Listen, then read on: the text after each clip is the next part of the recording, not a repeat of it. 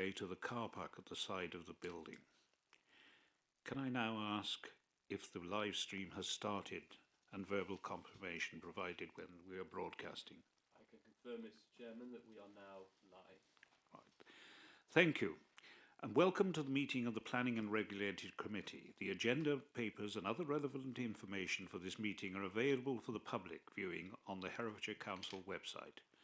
Please remember that your words and actions should be chosen carefully, and members reminded that speeches are limited to 3 minutes.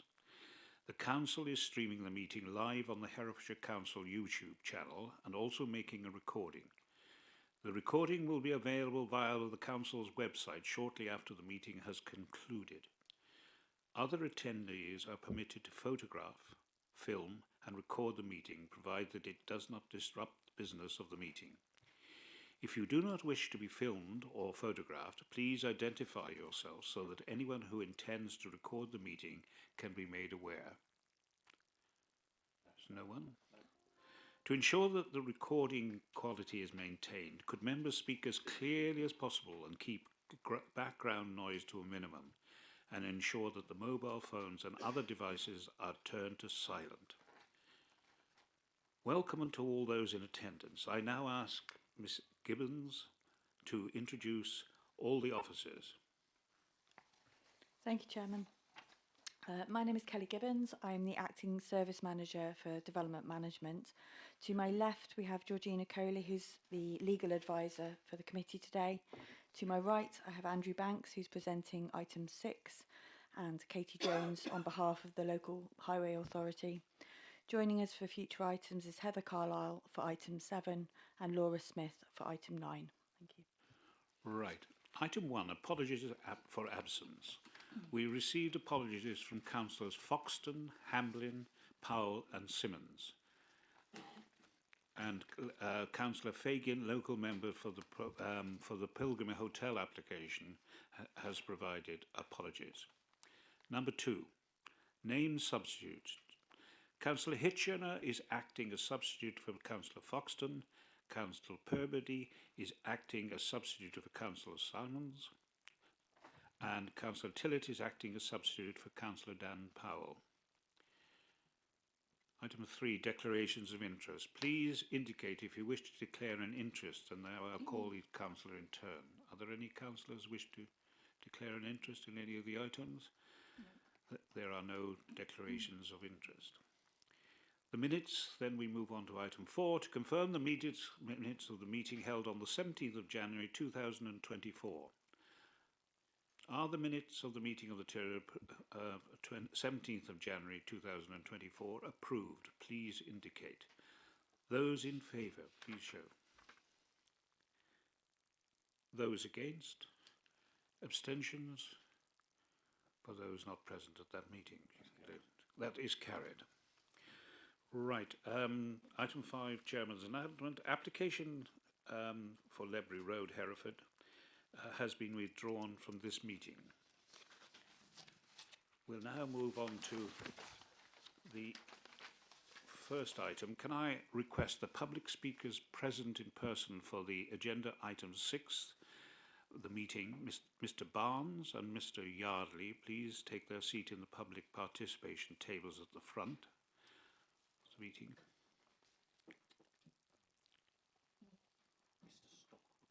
Yeah. Mr. Stock is joining us remotely online. Good morning. I welcome you to the meeting and call you to speak following the officer's presentation on the application. Thank you. The application before us concerns Glenwood Springs, Chase Road, Upper Colwell, Herefordshire. Proposed erection of a dwelling of outstanding design and accompanying works, including new access, extensive landscaping, biodiversity improvements and drainage. Can I now ask our officer, Mr. Banks, who will make the presentation? Thank you, Chairman. Good morning, members.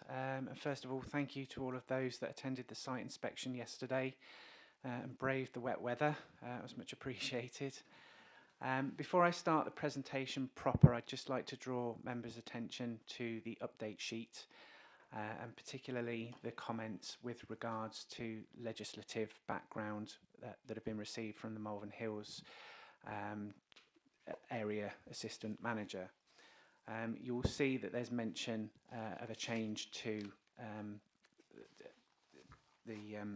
excuse me.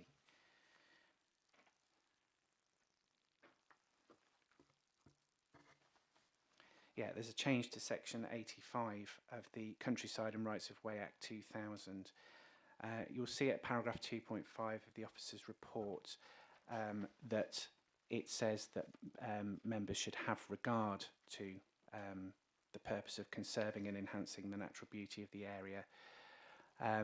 There has been a shift and a change to that particular part of the Act, and you'll see that the wording has changed, and it now says that authorities must seek to further the purpose of conserving and enhancing the natural beauty of the area of outstanding natural beauty. So I would ask that when you're considering this application that you be mindful of that change to that part of the Act. The other updates I'll come to during the course of the presentation, so we'll move on now to the slides. So the first slide here, you can see the application site highlighted by the red star. As you'll all be aware, the site does fall within what was formerly the Malvern Hills Area of Outstanding Natural Beauty and is now referred to as the Malvern Hills National Landscape. The site's also adjacent to a site of special scientific interest that lies on the eastern side of Chase Road, so immediately opposite the application site. Let's have the next slide, please. So here we can see that the site's outlined in red, roughly square in shape. Those members that attended the site inspection yesterday will have noted that it's a very steeply sloping site, and the design reflects that steep nature of the site, as we'll see from some of the future slides. The nature of the site, the slope of the site runs from east to west, so the highest point is at Chase Road and then slopes down to the west. Next slide, please. So this slide is taken from Chase Road. You can see it's a very overgrown site with extensive views in a westerly direction. You get a sense of the slope of the site from this, but again, it will be more evident from some of the future slides. Next slide. So these next few slides give you an idea of what's proposed. This is the lower ground floor of the proposal, so you can see the layout there with the swimming pool and some of the sort of elements of the scheme. Next slide, please. This is the sort of main first floor of the proposed building. So the area that you can see, the rectangular shape at the lower part of the slide, is on the lowest part of the site, linked by a glazed atrium, and then the part to the upper part, the upper part of the slide, is on the higher ground closest to Chase Road. Next one. And there again you can see, so you can see the lower part there. You're now seeing the green roof of the proposal with some photovoltaic panels on, and then the upper part containing accommodation and also the parking area, which is covered. And again, I'll come on to that in a second. Next slide.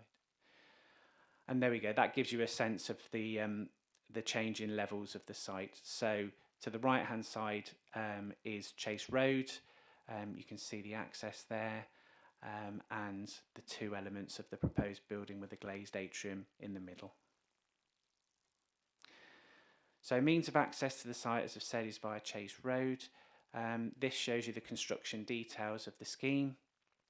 As I've said, the proposal is to create a covered area for parking. So access is taken off Chase Road, approximately 5.5 metres wide, to gain access into that area. The blue that you can see on the slide there shows you the visibility displays. Members that came to site yesterday were asking about the trees that align Chase Road. A small number of those will need to be removed to create the access to the site, but as you can see, the visibility displays there mean that the vast majority of those trees along the frontage can be retained. You can also see at the bottom part of the slide there the construction details. So the first 6 metres into the site needs to be solid in order to provide access to the site, and then you can see a void area slightly further, so effectively a bridge between Chase Road and the main part of the property. Okay, next slide. And there again, that's a visual representation, so you can see just over to the side there how the bridge is to be formed into the building. So this slide is taken from the approximate location of the access to the site and shows you the visibility in either direction along Chase Road. You can see the trees that align the road on the application site side. You can also see on the opposite side of the road there, that's where the triple SI is. Some of the objections have raised concerns about impacts on the triple SI. What you can see there is that there's already pre-existing overrunning of the verges from traffic passing along Chase Road. Chase Road's very narrow and isn't sufficiently wide for 2 vehicles to pass in either direction. Again, members will have witnessed that firsthand yesterday. There were a number of vehicles passing along Chase Road whilst we were there, and a couple of instances where vehicles had to stop and manoeuvre to get past one another. So officers' view is that, whilst that's a matter to be considered, we don't believe that that will be significantly exacerbated by the proposal. So we don't believe that there's going to be additional overrunning of the verges over and above those pre-existing situations. Would draw members' attention to the construction traffic management plan that's been submitted as a late representation by the applicant's agent. That's been reviewed by my transport colleagues, and whilst in principle the elements of the plan are acceptable, there are some certain aspects of that require further work and exploration before we're in a position to approve that. So the request was that that plan be considered as part of the application that you're assessing today, and that there would obviate the need for condition 5 in the recommendation.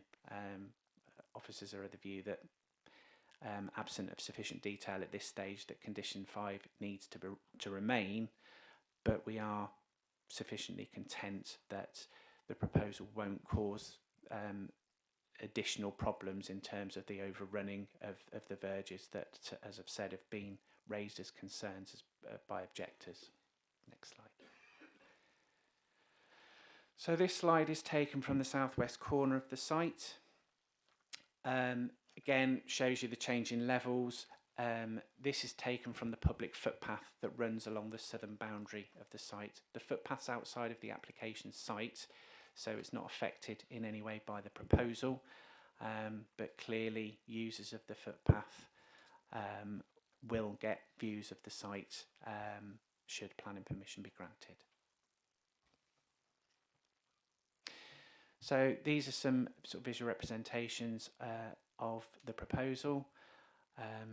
As the chairman said in the introduction, the application is founded on a premise that it's a proposal of outstanding design. Officers share that view, hence the recommendation before you today. This is the west elevation of the proposal, so this is looking at the lowest part, or looking from the lowest part of the site, looking back at the proposal. And you can see there how the building is arranged, so you've got these 2 distinct elements taking account of the ground levels of the site. Officers' views are that minimises the visual impacts of the scheme, and it uses the topography of the site to mitigate those impacts. and this is a bit more of a visual representation, so it gives you a better idea of what the proposed building will actually look like. Again, you get that sense of the change in levels. You can also see that the building is to be surrounded by wildflower meadows, and that is proposed in order to mitigate any ecological impacts that arise during the course of development. Next slide.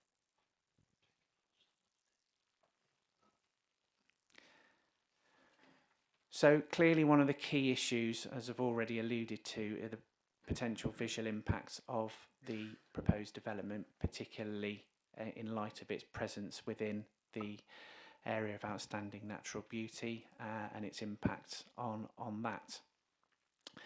So this slide really is here for interpretation purposes. The key slide is the next one.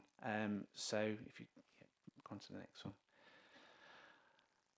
So the photograph is taken from Broadwood Drive, which is in Colwall, and that's to the west of the application site. So here you're looking back from a public vantage point towards the Malvern Hills, and this looks directly towards the application site. If you just flick back to the previous one. So you can see here, there's obviously the site is the red star, and there's an arrow on the plan there as well. Thank you, Kelly. So that's where the photograph is taken from, and it's looking towards the Malvern Hills.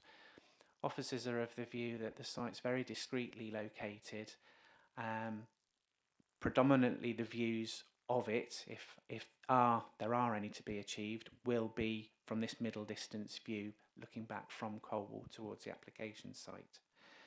It's acknowledged that because of the national landscape significance, the AONB designation, it is a very sensitive site, both in landscape but also in ecological terms. So we've said we've got the SSSI on the opposite side of the road.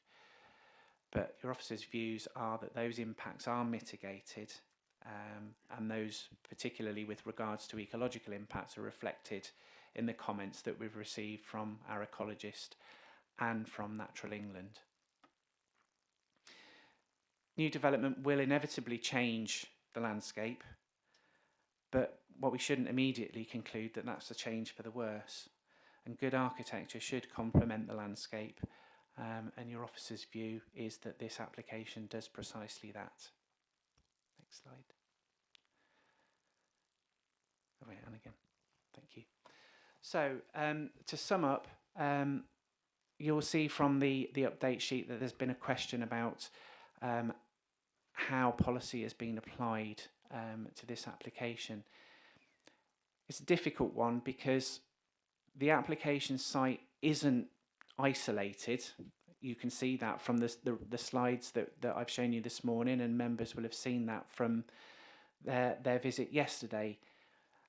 Paragraph 84 of the NPPF does talk about schemes in the open countryside that are isolated, and there's been case law around that. This application doesn't fit neatly into that because it's not truly isolated. So your officers have taken a view that there is a tension between policy, there is a tension between the NPPF and policy RA3, particularly point 6 of the core strategy, because that refers to the old paragraph 55 of the NPPF, which is essentially paragraph 84 now. So we've looked at this both in the context of paragraph 84 and paragraph 139.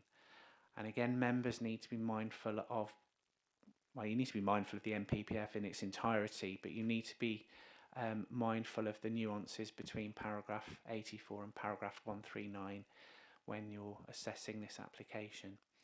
Officers' views are, as you'll have seen from the recommendation, that the scheme does represent outstanding design in terms of its architecture and in terms of its innovation, in terms of its sustainable credentials, and accordingly the application is recommended for approval. Thank you, Chair. Thank you. And now can I invite Mr. Stock, who will be joining us online on behalf of Colwall Parish Council. You have 3 minutes, Mr. Stock. Thank you. Good morning, councillors.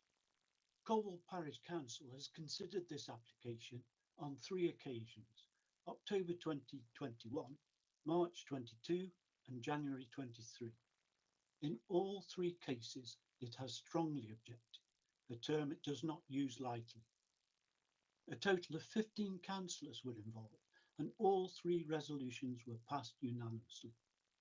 I urge you to take account of the consistent, significant objections to this development by Colwell Parish Council. I speak only to those 3 objections, but use updated NPPF paragraph numbers.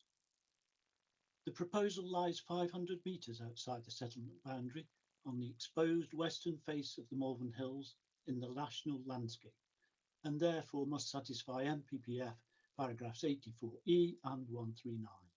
All of 84E has to be satisfied, so it needs to be truly outstanding and reflect the high standards in architecture and help to raise standards of design and significantly enhance its immediate setting and be sensitive to the defining characteristics of the area. Failure to satisfy any requires a refusal. The design is not truly exceptional. It is simply a collection of large rectangular boxes.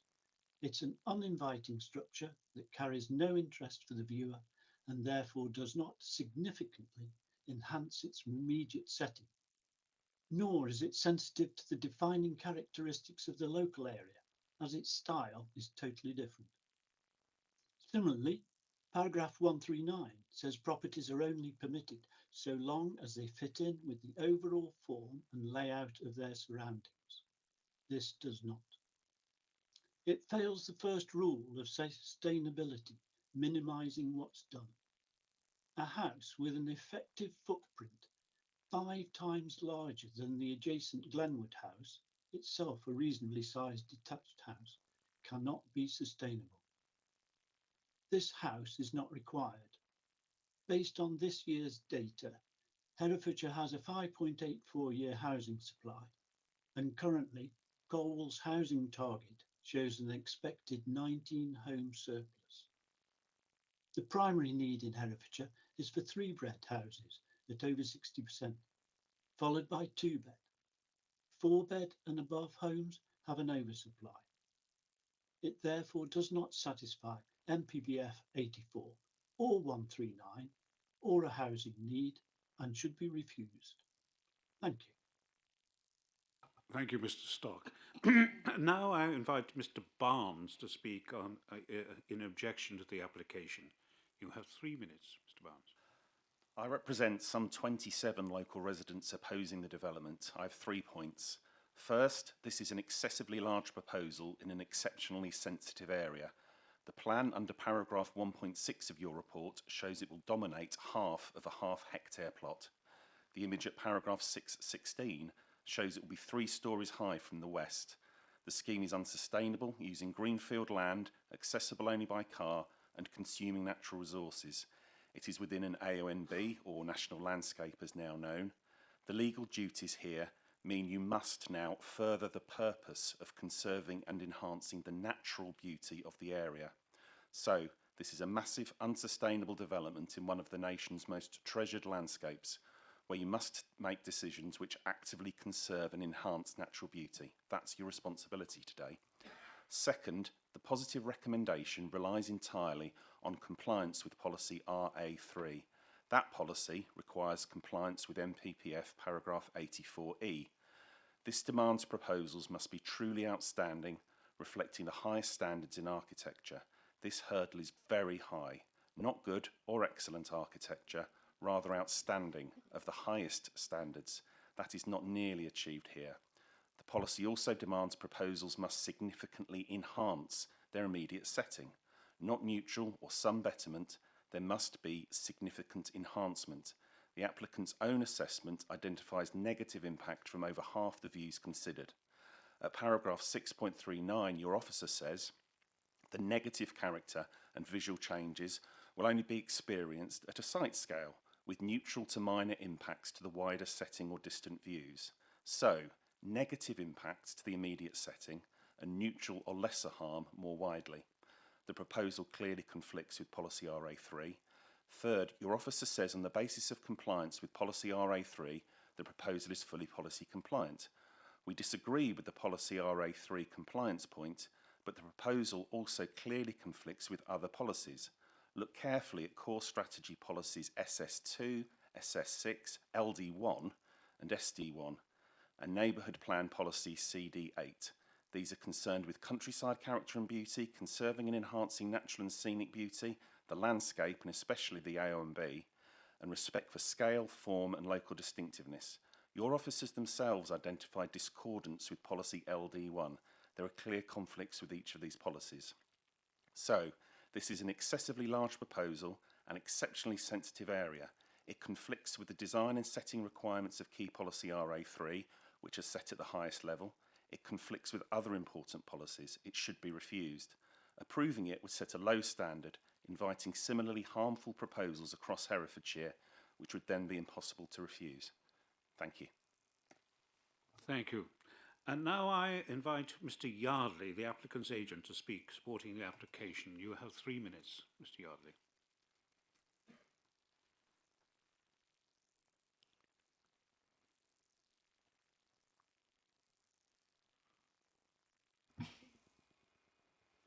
Good morning. My name is Mark Yardley. I've lived and worked in around Malvern for over 30 years.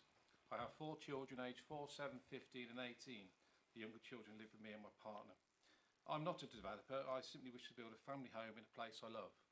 The site itself is originally the gardens of Glenwood House adjacent. The lower portion of the land originally was levelled in the 1900s to accommodate a vinegar factory, which eventually moved to become Swept Malvern Water and Coal. The site enjoys both footpath and road access to the village, its schools, mainline, train station and bus routes, shops, public houses and the closest being the Chase Inn, approximately 125 metres away. My consultants are regularly retained by Malvern Hills AONB for LVA and planning advice, given their knowledge of the hills. The chair of the parish council visited to make his appraisal on the site, and his feedback was positive, providing guidance as to the layout, the positioning of the entrance, which we adopted. So we were therefore surprised that there was an objection. There are 2 main resident objectors in Chase Road, the first being the acting CEO of the Malvern Hills Trust, and the second, at the time of the application, the ward member for Upper Colwell Parish Council. Both have declined dialogue. In line with our officer's recommendations and guidance over the past 4 years, we feel the proposal offers a sustainable landscape development, ecology net gains with on-site energy generation.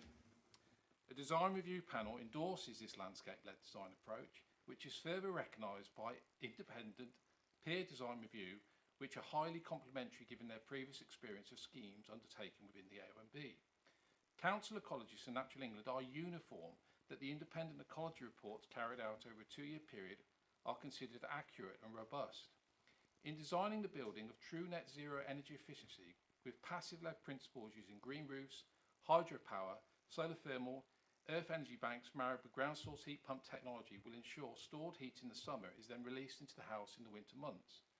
Part of the energy system will also form part of a pattern application to service both new and existing development, the scope of which is potentially award-winning, furthering the Council's climate mandate.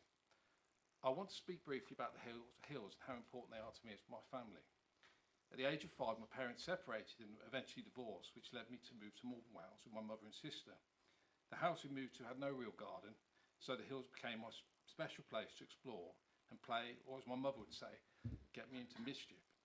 Sadly, 4 months ago, she was diagnosed with liver cancer, which is inoperable. Her treatment before her body forms resistance to the drug is understood as being approximately 4 years, after which palliative care will be needed. Building this house is becoming increasingly important in what we as a family consider our special place, giving us the opportunity to both share memories, care and provide for her in her own space, whilst allowing her to enjoy her family and grandchildren in the final years of dignity. Thank you.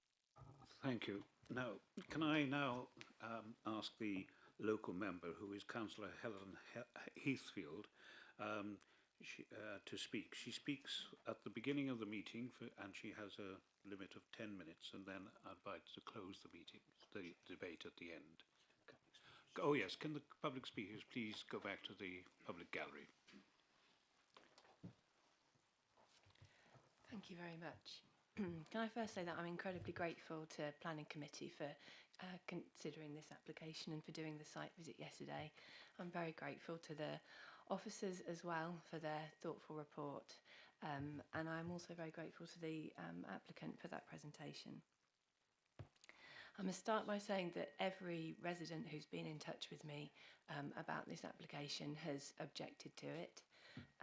And what I've found as I've been speaking with various residents around Colwall is that many of them were not aware of it, and when I've let them know about it, they have immediately expressed objections. Being in a national landscape obviously is an incredible gift, and it is also a responsibility. I feel that the only way for me to represent the people of the ward is to say that this application is not thoughtful enough of our national landscape. That requirement of every element of paragraph 84E, I would say, is the view of everyone that I've spoken to is that none of the items of it have been met. I think also John Stock's point about the oversupply of 4+ bedroom homes is very, very important for Herefordshire as a whole. And I think the point really that I want to finish with is this concern about a precedent being set. Andrew Banks has already mentioned that it's funny for this one to be considered, it's not isolated, it is edge of development, and it is edge of settlement, I should say.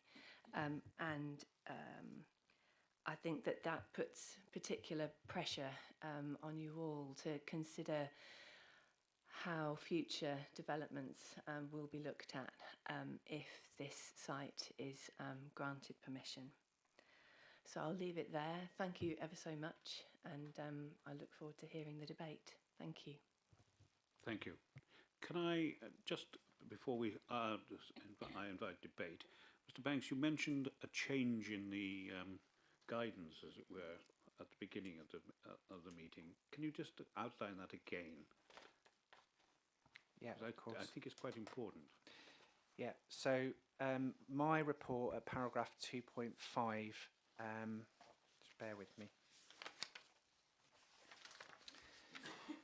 Yeah, so paragraph 2.5, it refers to various sections of the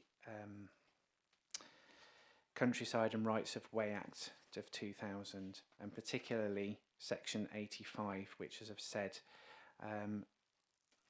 in the report, it reads as follows. It says, Section 85 places a duty on all public bodies and statutory undertakers to have regard to the purpose of conserving and enhancing the natural beauty of the area of outstanding natural beauty. Now that has been amended, and as you'll see from the update sheet,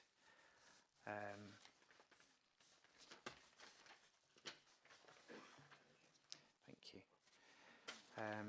As you'll see from the update sheet, that wording is changed, and the have regard is changed to say that it should further the purpose of conserving and enhancing the natural beauty of the area of outstanding natural beauty.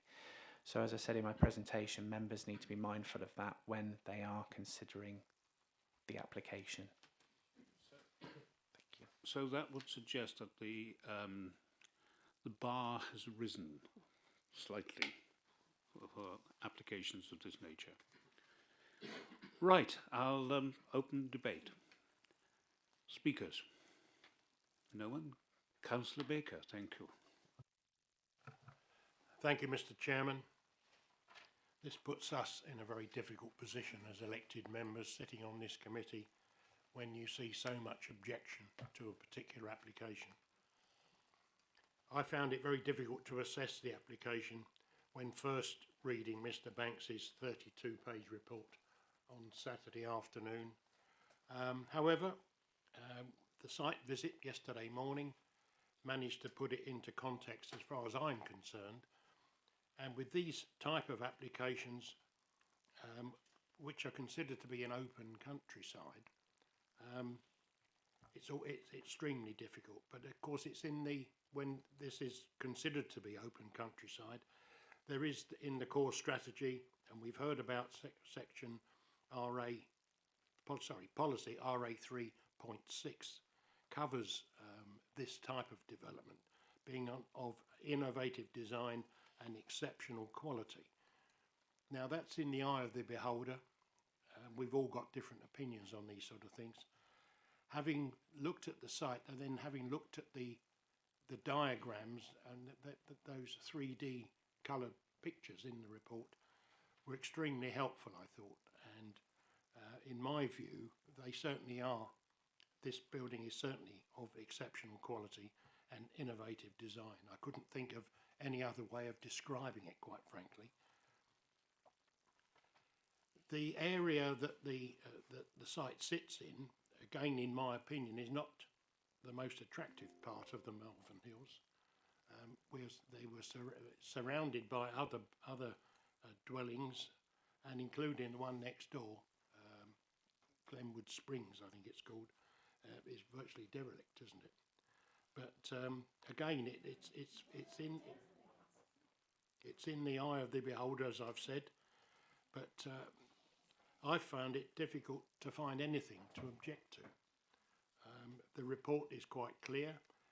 This would be a super house. I mean, I dread to think how much it would cost to build it, but I think where it's sited, the design of it and everything else, as far as I'm concerned, I can find no reason to object, and I support the officer's recommendation for approval. Thank you, Mr. Chairman.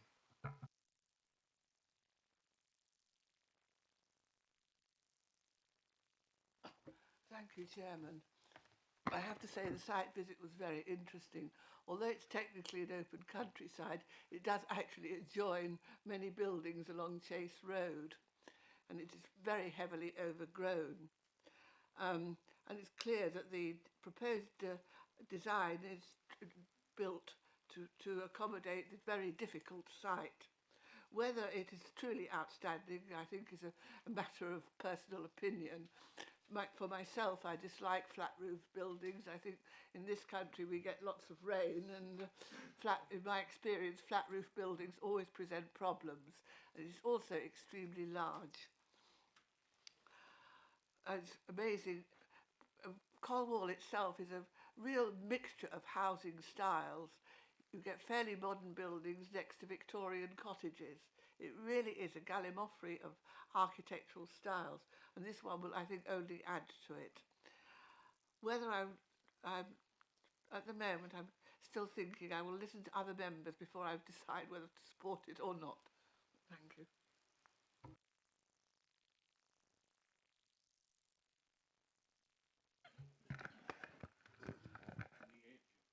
On the edge. Normally, when I read the notes, go to the site visit, on Tuesday I make my mind up. This is one that I have not made my mind up. I agree. Whether this is a significant architectural design, I have my doubts, but I'm actually a lover of new style buildings, even though I spent 30 years repairing listed buildings. So I don't actually have a problem with modern. I think to me, its footprint is far too great to what it's going to achieve. I'm not quite sure how many bedrooms it is. It doesn't actually really been quoted, but the other thing we were told by the officer yesterday is that very few trees will be removed, but now we're looking at the plan, which we didn't really have proper, well, yesterday you couldn't really look at a piece of paper because it was raining, so that disintegrated. A lot more trees will need to be taken out on the road than is quoted. To get 5 metre splay, we're going to have to take out at least 10 trees. Now, from a arborist point of view, there's a lot of that, and those hedgerow, which was a hedgerow of trees, needs a considerable amount of work on it anyway, so losing 1 or 2, I suppose, is not that significant because they're going to have to come out anyway.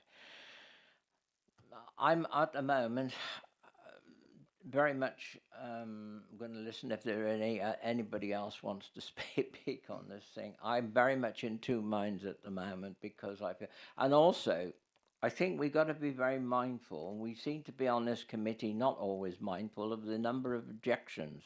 There are a vast number, all very, very well put. So I'm going to just tread water for a little bit longer before I make my mind up. Thank you. Councillor Thomas will cogitate for a while. Councillor Toynbee. Thank you. Yes, this site is considered to be open countryside and outside the settlement boundary, and we've had a few cases which fall into that category, which I think have been difficult because there may have been things we would have liked to have approved, but we couldn't because they were in open countryside and outside a settlement boundary where there's an NDP. So I assume that if this application were for a very small cottage, modest cottage in a traditional style, the application would have got absolutely nowhere. And it's only got to this stage because we're invited to see it as exceptional, as very exceptional and outstanding. As you've said, Chair, the bar is very high. We have a duty to further the purpose of conserving and enhancing the natural beauty of this area. And a duty is a very strong word.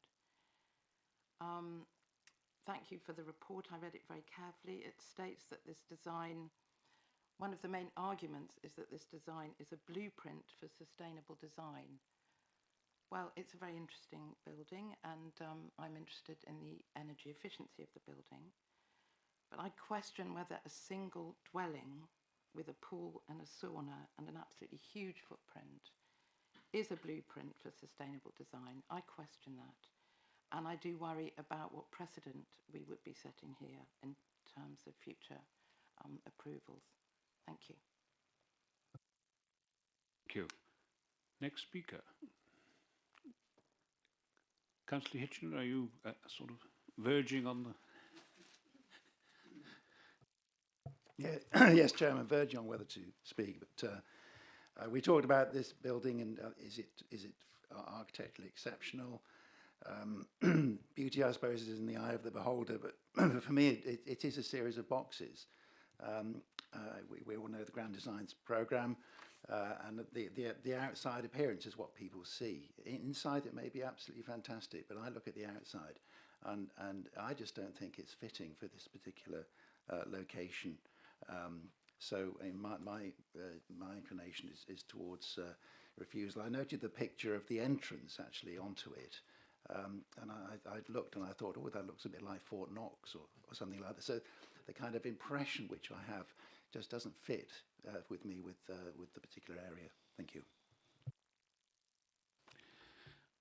Any other speakers? Councillor Tillett.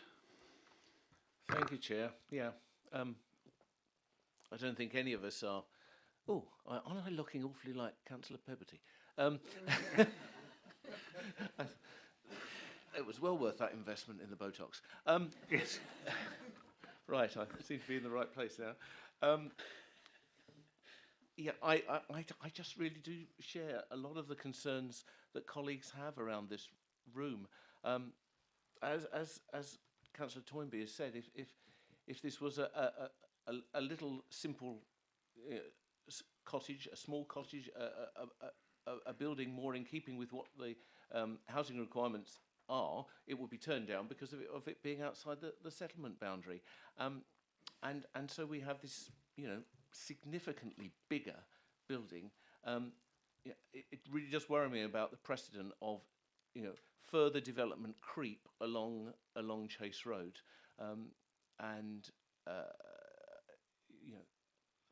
We've all got our opinions on the appearance of the building, and as the chair's already pointed out, the bar is very high. I'm really struggling to go with the recommendation on this. Thank you. Any other speakers? Councillor Davis. Thank you, Chair. The officer's report is excellent, and having looked and heard the conversations going on around here this morning and after the site visit yesterday, I tend to agree with many of the comments. I think the design is very subjective, but having said that, I think it bears consequently the cladding and the reduction in glare from the glass fronting is going to reduce the impact. And I think it's going to be a very interesting proposal. I would like to support it, and I would like to put forward that we support the officer's recommendation for the planning permission to be consented. Is there a seconder for that, Councillor Baker? Right. Any other speakers? There are none.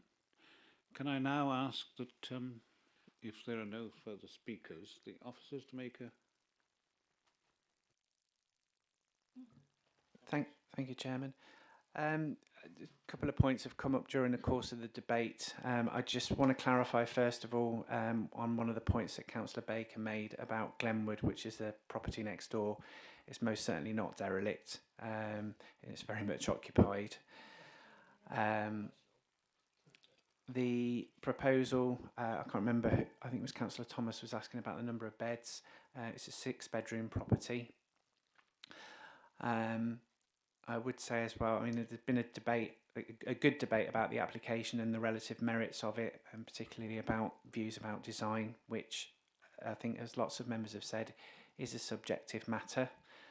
That's absolutely the case. I would say, though, that in terms of the number of objections that have been received, that's not material to the application as such, and so you shouldn't take into account the number of objections. It's the points that are raised. The objectors have raised, in every instance, matters that are material to the determination of the application. So you can very much take into account the points that are raised, but the very fact that there have been a significant number should not be the reason that you refuse the application. Again, there was, I can't remember, forgive me, who mentioned about a precedent that this application might set. Members that have sat on planning committee for some time will know that precedent isn't a matter that you should take into account. We have to consider each application on its own merits. So you might make a decision on this application, whether that be to approve it or to refuse it, but that would not mean that if you had a similar proposal elsewhere within the Malvern Hills National Landscape, it wouldn't be an influence on the outcome of that application. So if you decided to approve this application today, and then in 6 months' time we have another application for something similar, you could quite legitimately come to a different conclusion. So precedent isn't something that you should be thinking about in terms of making a decision on this application as well. Thank you, Chair. Thank you. Just before I go, I do remember that it's a matter for members to know whether they'd consider it to be of outstanding, that it enhances, which point I emphasised that at the beginning of the meeting was that has changed slightly the emphasis as far as the application is concerned. Right, Councillor Heathfield is the local member, and she has 3 minutes to perhaps sum up. Thank you. I think thank you very much for the quality of the debate and discussion. I suppose I'm put very much in mind of our duty to the area of outstanding natural beauty, our responsibility for it and our love for it. It's to have this here on our doorstep. Everyone that I know in Colwall enjoys spending so much time outside, enjoying it, enjoying the views to it and from it. So I suppose I just want to make the point has been raised by others that there's something about these exceptional sites that encourages excess. And what I am particularly noticing that the photo that Andrew Banks showed showing the view towards it is that our eyes are drawn to things that are excessive within a landscape. They notice things that don't fit. And I'm concerned that this development, this proposal does not fit Colwall in many ways that have been described, in terms of its design, in terms of its size, and in terms of its respecting its setting. That's my summing up. Thank you. Thank you. Now we'll go to the vote.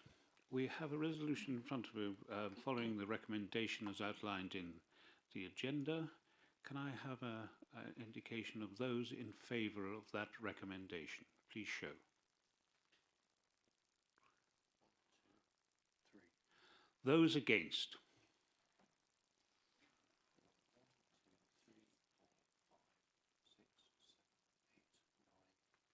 10. Abstentions?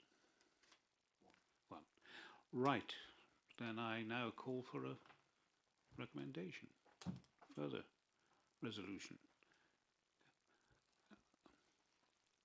Members? Sorry, that has been refused. Yeah, okay. That's it? No. No, no. The vote has been lost, the proposal has been lost, but still the planning application remains undetermined. So members now need to make a proposal, an alternative proposal in respect to the application. Can I ask for a, obviously because the application has been declined, that we have a resolution for refusal? Yeah. Councillor Thomas, is that seconded? This is merely tidying up the situation. Paperwork. Yes. Yeah. Sorry. Yeah, we're going to need reasons for refusal in those recommendations, please. Yeah. Can members please indicate the reasons for refusal?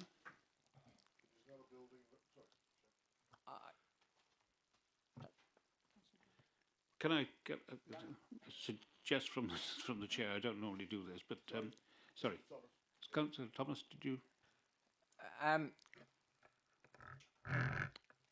Well, I don't think it quite meets the outstanding architectural design.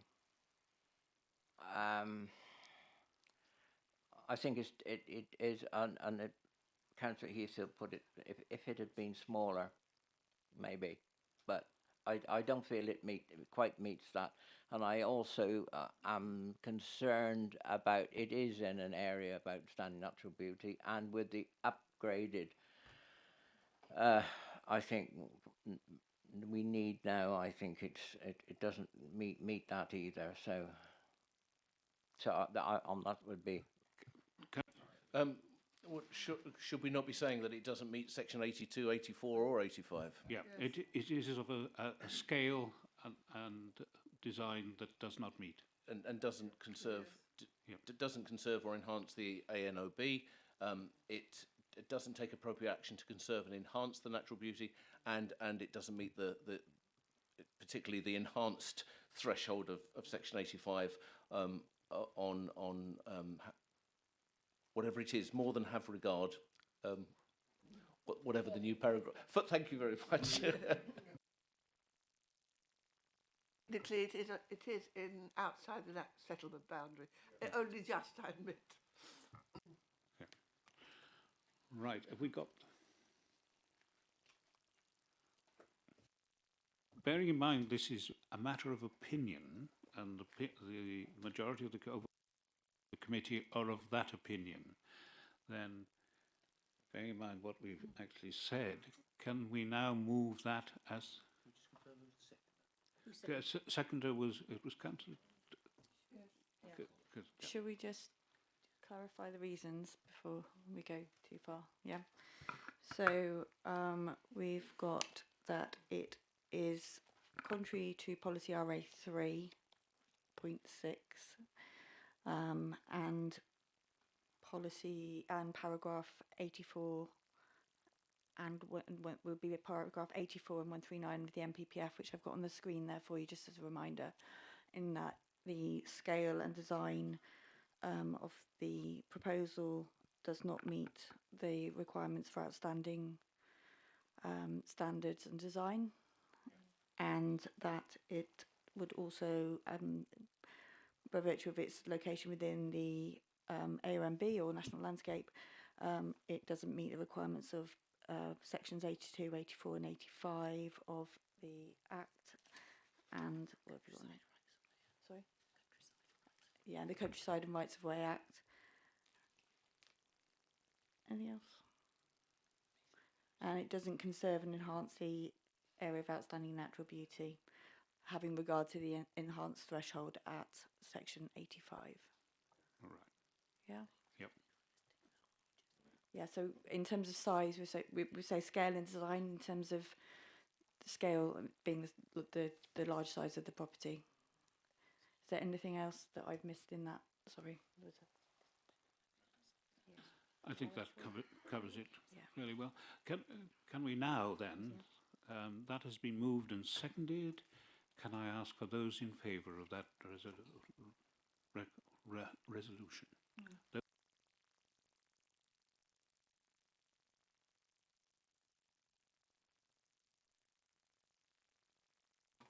Those against? 2. I don't think there are any abstentions, so that then is carried. Can I now call for a short 10-minute adjournment whilst we have a comfort break and return in 10 minutes? Thank you.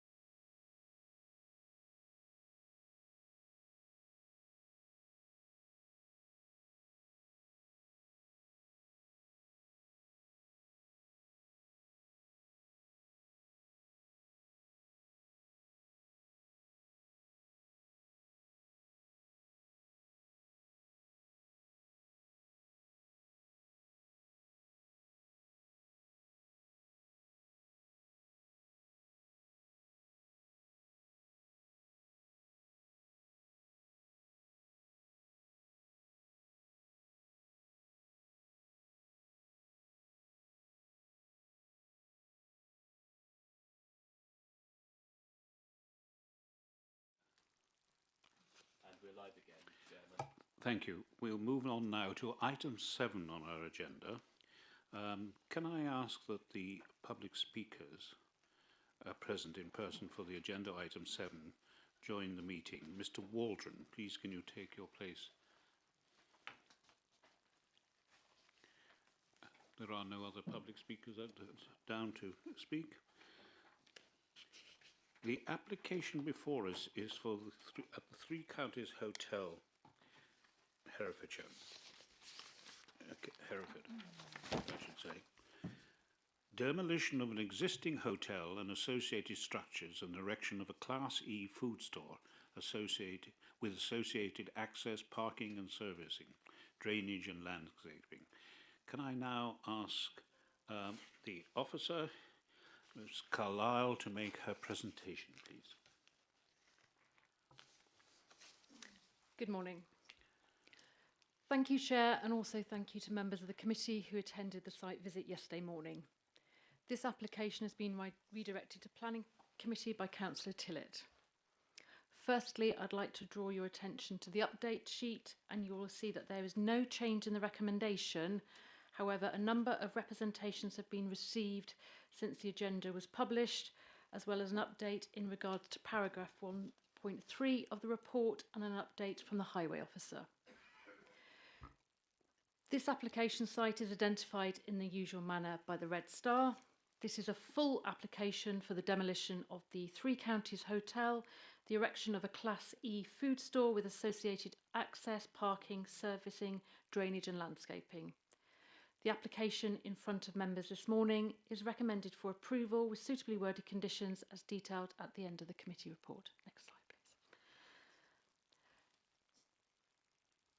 This slide helps with context. The Three Counties Hotel is set back off Belmont Road, the A465. This is the main Hereford to Abergavenny Road. And the site is located in the southwest of Hereford, and this is about 1.5 miles from the city centre. The application site is 1.66 hectares in size and currently has landscape gardens in the form of a pond and a patio area to the front, as well as established trees. There is also existing car parking on site.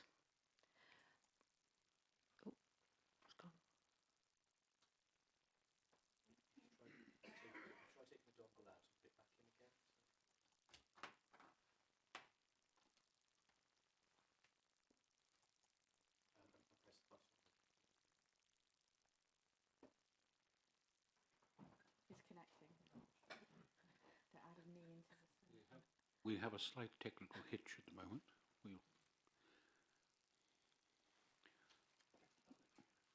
We'll be back online in a moment.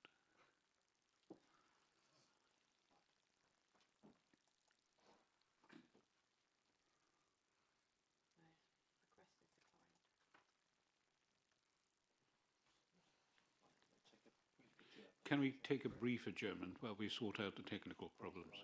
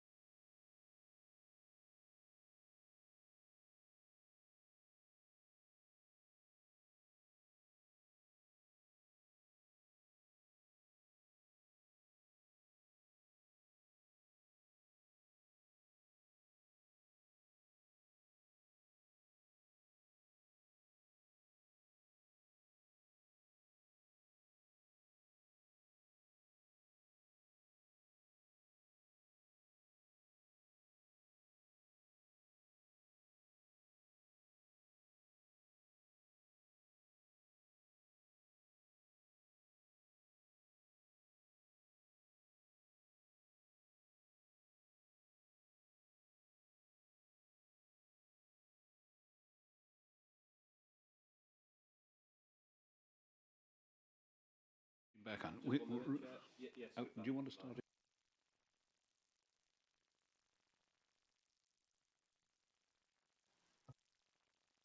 Okay, hopefully we've solved the technical problems, and we'll now continue with the presentation from Ms. Carlyle.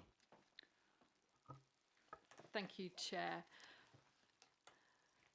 The application site is identified in the usual manner by the red star. This is a full application for the demolition of the Three Counties Hotel and the erection of a Class E food store with associated access, parking, services, drainage and landscaping. The application in front of members this morning is recommended for approval with suitably worded conditions as detailed at the end of the committee report. Next slide, please. This slide helps with context.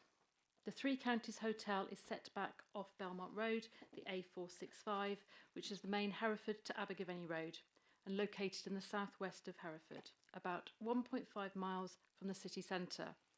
The application site is 1.66 hectares in size and currently has landscape gardens in the form of a pond and patio area to the front, as well as having established trees on site.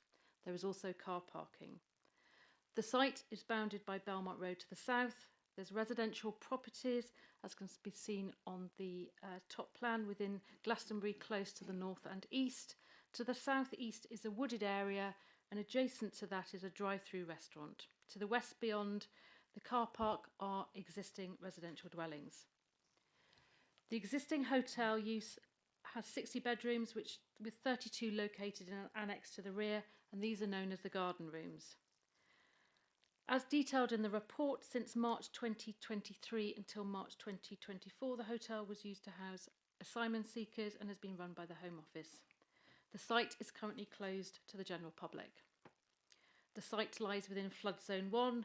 It is not located within or adjacent to a conservation area. There are no heritage assets, including non-designated heritage assets, within the site, adjoining the site, or in close proximity. Nor is the site within or adjacent to the AONB National Landscape Designation. Members will also be aware, as detailed in paragraph 3.1 of the report, that a hybrid application for a drive-through and larger retail store was previously submitted under application 221090 on the same site, and this was subsequently withdrawn last year. Next slide, please. This slide shows a submitted site plan. A new site access is to be formed to provide level access, pedestrian access to the site from Belmont Road, and deliveries to the store to be located at the rear. A new pedestrian island has also been created at the entrance into the site, as well as proposing off-site highway works, including the widening of footpaths and enhancement of the existing cycle route to the store. This slide also details the proposed floor space, and this is covered within paragraph 1.5 of the committee report. The proposed layout shows car parking with 118 spaces, and this includes 8 accessible bays, 10 parent-child spaces, as well as 2 electric charging bays. A cycle stand is also proposed close to the store entrance. The principle of the proposed use on the site and retail matters are addressed within 6.38 to 6.66 of the committee report. The issues around retail impact and the sequential test is a complex matter, and this is covered in detail within the report. Next slide, please. Apologies, this is not particularly large. This slide highlights the main areas under consideration.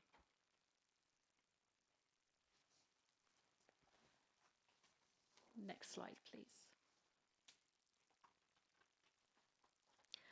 As members who attended the site visit yesterday will be aware, the site has a tree preservation order which covers 4 individual trees. This slide shows which trees are to be retained on site, and specifically the 4 TPO trees. I know members on site did ask that question. Both the council's landscape officer and tree officer have been actively involved in the application. Your officers are in receipt of no objection from both the landscape or tree officer on the proposal, and the report has specific arboricultural and landscape conditions added. Next slide, please. This slide shows the proposed store design, and as confirmed in the report, the design of the building is considered to be acceptable.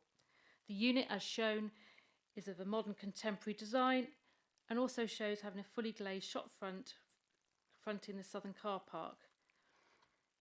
The store also to have a mono-pitch roof. The retail unit has been positioned on site to provide an active street frontage along Belmont Road. Next slide, please. This slide shows the existing main hotel building, which is to be demolished on site.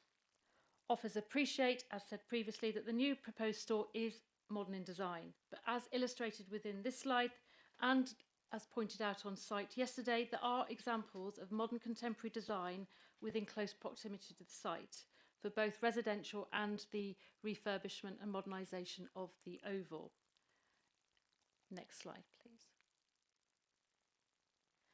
In regards to other matters as detailed in the committee report, this slide demonstrates the proximity of the site to neighbouring properties. Noise and residential amenity is a key issue, and the impact of neighbour amenity in the form of noise and nuisance is addressed within section 6.90 to 6.99 of the committee report. The Environmental Health Officer has advised no objection subject to mitigation, and I refer you to the addition of bespoke conditions as recommended by the Technical Officer at the end of this committee report. Members who attended the site visit yesterday were made aware of the neighbouring properties adjoining the site within Glastonbury Close and the location of the proposed loading bay and delivery area. As part of the submission, I remind members a noise assessment has been provided, and as detailed within the application, HGV deliveries are scheduled to be 2 a day, and the application also does propose a level dock for vehicle unloading. As detailed previously, as part of the submission, mitigation has been included, and this is detailed on the submitted boundaries plan, which is included within the committee report and shown on the slide. This includes a 3-metre high acoustic fence, which is a solid barrier around the plant area, as well as proposing a 1.8-metre high fence to the north wall with a 2.4-metre acoustic fence, again, which is solid barrier, and this is to be above the retaining wall in the delivery bay. Your officers are confident that the impact in terms of noise and amenity can be appropriately mitigated against or can be controlled by the use of appropriate conditions. Again, I politely remind members, environmental health colleagues have confirmed no objection. In regards to hours of trading and delivery, this is to be controlled by planning conditions, and can I refer you to conditions at the end of the report, specifically conditions 30 and 31. Next slide, please. This slide assists in demonstrating the existing buildings on the site and the proposed development as an overlay. I appreciate it's quite a busy slide in terms of the main in terms of the main plan. However, it does identify that in terms of the proposed application site and buildings is within the blue, which again, what you can see from this slide is that the underlay in terms of the sort of the grey colour is the existing built form on the site. What you will see is that it also helps to identify the additional landscaping being proposed and the fact that the proposed siting of the store is away from the boundaries of the site and again further away than the existing garden rooms that are currently on the site. Next slide, please. This slide shows the proposed site access and highway improvements. I know this was discussed in quite a lot of detail yesterday when we were on site. The existing vehicle access to the site is via a priority T-junction along the A465, known as Belmont Road. This road is currently subject to a 30-mile-an-hour speed limit, and also as identified on site yesterday, there is a speed camera located on the north side of the road in fairly close proximity to the site. As the committee report and in terms of the update note demonstrate that junction capacity assessments have been undertaken, and they demonstrate that the site access junction operates within plenty of spare capacity. Your highway officers have provided an update which again assists with some of the issues that were raised on site yesterday. Also, as can be seen on the plan, the proposal details a generous right turn lane which can accommodate approximately 9 vehicles turning right into the site. The proposed car parking on the site also goes beyond the level required, and as well as offering wider spaces. When looking at the impact on highway network, this has been covered within the committee report at paragraph 6.68 to 6.81. And as I highlighted, the proposal is not considered to create an unacceptable impact on highway safety, or the residual cumulative impact on the road network would be severe. I also remind politely members, your highway officers have not objected. Next slide, please. The photos on the next few slides will assist members who did not attend the site visit yesterday, and this slide shows nearby pedestrian access and access into the site in immediate context. Next slide, please. Again, the photo to assist members who did not attend yesterday and show the location of the garden rooms and the existing boundary treatments adjacent to Glastonbury Close, looking both from Glastonbury Close into the site and also looking out of the site towards Glastonbury Close.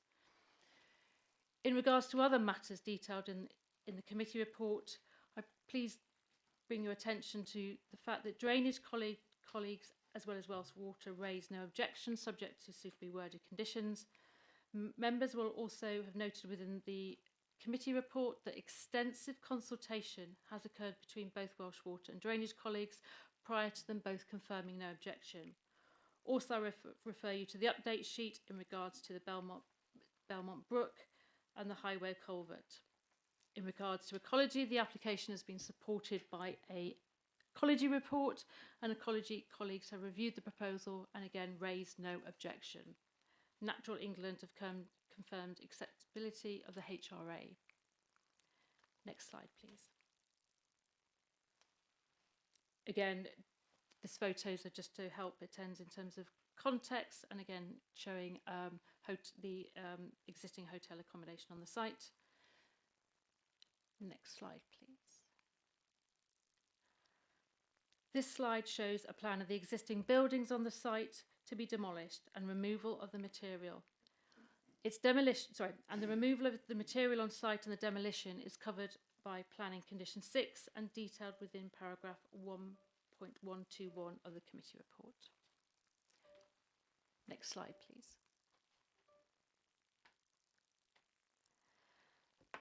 To sum up, this application seeks full planning permission. As I've highlighted and is evident within the committee report, there are no technical objections to this proposal, and the principle is supported. Matters in regard to retail have been covered in detail within the report and within the appendices, and the report concludes that there are no sequential preferable sites. The proposed store can be satisfactorily accommodated without any significant effects upon retail operations within the identified catchment area. The store will not have a significant adverse impact upon existing proposed retail locations within the identified catchment area. On balance, your officers have assessed the proposal against the development plan, and the scheme is considered to accord with the relevant policies and found to be a representative of sustainable development. There are no material considerations that are considered to outweigh the presumption in favour of sustainable development, and your officers are also mindful of the benefits of the proposal. As such, the recommendation as detailed on the slide is for approval subject to appropriate conditions within the committee report. I thank you, Chair, and also thank you to members of this committee. This concludes my presentation. Thank you. Thank you. Now can I ask that a local resident has sent a statement, Mr. Machin, and can he be read to the committee?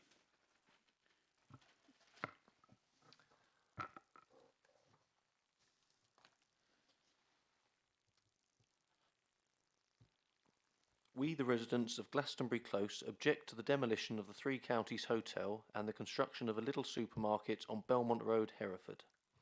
One of my main issues with this is the increased risk of flooding to Glastonbury Close, including my property. In the 22 years I have lived there, the Newton Brook has run behind my property and has never flooded once, and I believe it has never had a flood recorded. I am extremely concerned about the plan to fill in the very large pond in front of the hotel and for it to be replaced with a culvert pipe. The pond acts as a type of overflow release for the brook. The Environment Agency are concerned about this too, as they have objected it over and over and have said that the culvert is not a substantial replacement for the pond. There are also risks of it getting blocked, etc. What do I do if my property gets flooded? What happens then? I strongly object to this planning going ahead, and to have this risk added to the fact if this supermarket does get built is an extreme concern to me. I have seen this many times where waterways, ecosystems have been disrupted and people's homes flooded as a result.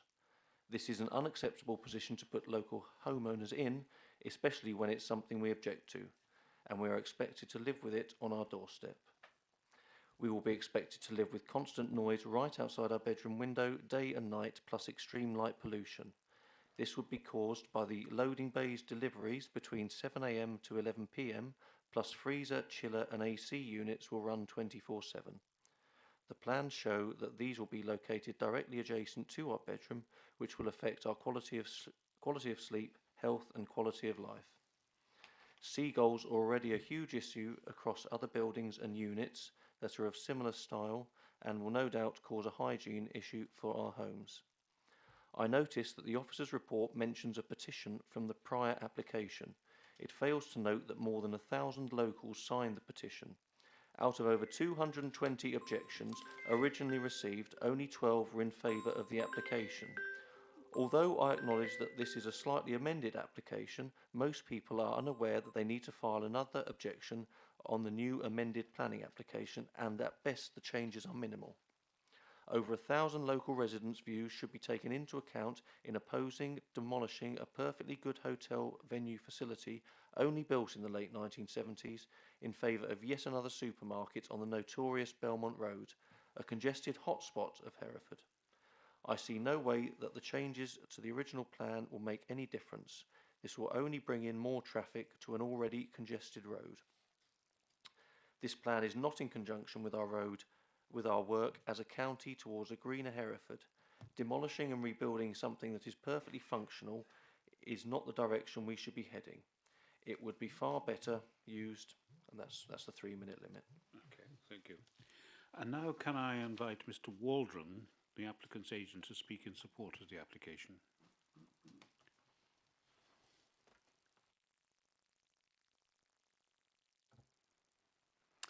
Thank you, Chair members. My time is short, so I'll dive straight in. In respect of traffic, it's worth reflecting on the degree to which an additional food store in Hereford will genuinely generate new trips on the highway network. In transport modelling terms, secondary trips to a development are those which are already on the road network. This would include customers who drive to shop at another food store in Hereford today, but if this development is approved, would instead shop at the Lidl. These trips, already on the network, would clearly not add to congestion. As a retail site on an A road, a large proportion of trips to the proposed development would be secondary trips. For example, shoppers diverted from the neighbouring Tesco's or Asda store. Accordingly, while we understand the concern in this respect, to substantiate these concerns, members would have to conclude that large numbers of people are currently not driving to undertake their weekly shop, but who, post-development, would decide to jump in their cars for the first time to undertake that weekly shop. We consider that unlikely. Nevertheless, we carried out a very robust assessment, taking no account of this secondary trip point, and indeed looking at 150% of the likely traffic, and we've concluded that there is no queues or delays on the A465. Your transport officers have reviewed that in depth and also confirmed no objection. There is no highway case. In respect of flooding, the pond does not act as an overflow. It's rather like a bath in that respect. When the water level reaches the overflow of a bath, the water simply flows out, and every new drop of water in effectively exits the bath through the overflow. That's how the pond currently works. It doesn't provide it cannot soak up the level of water. There is no objection. The objector referred to the Environment Agency objecting on this grounds. There is no statutory objection, as your officer has made clear, and that is after much consideration from your from your flood team and from Deir Cymru Roche Water. In terms of the principle of the scheme of development, the aim of the development is to provide discount food shopping facilities south of the river. Both the existing Lidl and Aldi are both north of the river, and that actually exacerbates the need to drive across town and cause congestion. The final point to make is that the existing hotel has closed. There has been an intervening use for asylum seekers, but there is no hotel operator, and the hotel is therefore not likely to reopen. Thank you very much. Thank you. And now I'll go on to the local ward member, who will be Councillor Tillett in this particular case.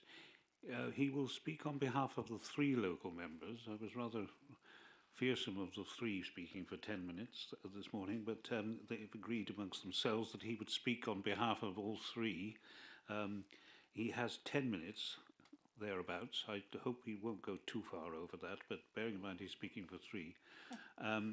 Can I ask Councillor Tillett to make his statements, please?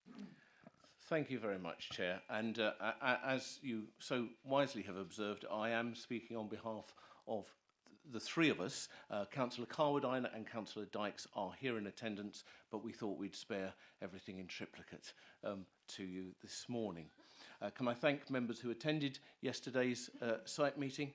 And this is an application that has attracted an enormous amount of attention, both in terms of individuals, social media, the news, and so on. And it is hardly surprising, given that we are considering the demolition of a much-loved, well-used and almost iconic landmark building on a major road in Hereford and replacing it with something very different on a, as has been referred to, a notoriously busy road and the main access into Hereford from the southwest and from Wales. The report and I completely agree on the areas of consideration. What we disagree on is the interpretation of those areas, and I will dwell on them now. First, the loss of a community asset. The report rather airily dismisses that, with hotels provide a service to paying guests principally from out of the area, so do not meet the needs of the local community. I fundamentally and wholeheartedly disagree with that statement. Most of us who live on the south side of Hereford have small properties with little or no guest accommodation, and even more importantly, large swathes of South Wye are housing association properties which, since the advent of the bedroom tax, tenants have been penalised from having spare rooms. So most of us actually haven't got spare capacity, and the 3 counties over many decades has been an incredibly useful overflow for our friends and family when visiting. Without that hotel, they have now had to stay further afield, and instead of walking round to their relatives for breakfast and leaving their car at the hotel, they now have to get in their car and drive from accommodation south of the city, or of course from the other side, because such is the sparsity of tourist accommodation in the South Wye. But more than that, the 3 counties has been used for countless celebrations, events, family parties, weddings in particular, and need I remind certainly not returning members, it was used by this council for council meetings. After the Shire Hall became unsafe to use, we decamped to the 3 counties, being one of the very few spaces that were large enough to hold full council meetings, particularly after the COVID restrictions. And finally, again, it is mentioned in some of the objections, the public bar within the hotel is the only licensed premises within walking distance of Belmont and Newton Farm. And so it was an important social hub as well. Retail concerns. Well, that is not quite as cut and dried as presented, because the first consultant, JW Planning, their summary is quite specific, and I quote from the final summary: "We believe that the effect of the proposed Lidl store, coupled with the recent closure of Iceland, risks a significant adverse impact on the role and strength of convenience trading in the city centre." And this flies completely in the face of several core policies and NPPF Chapter 7. And there is commercial endorsement of that.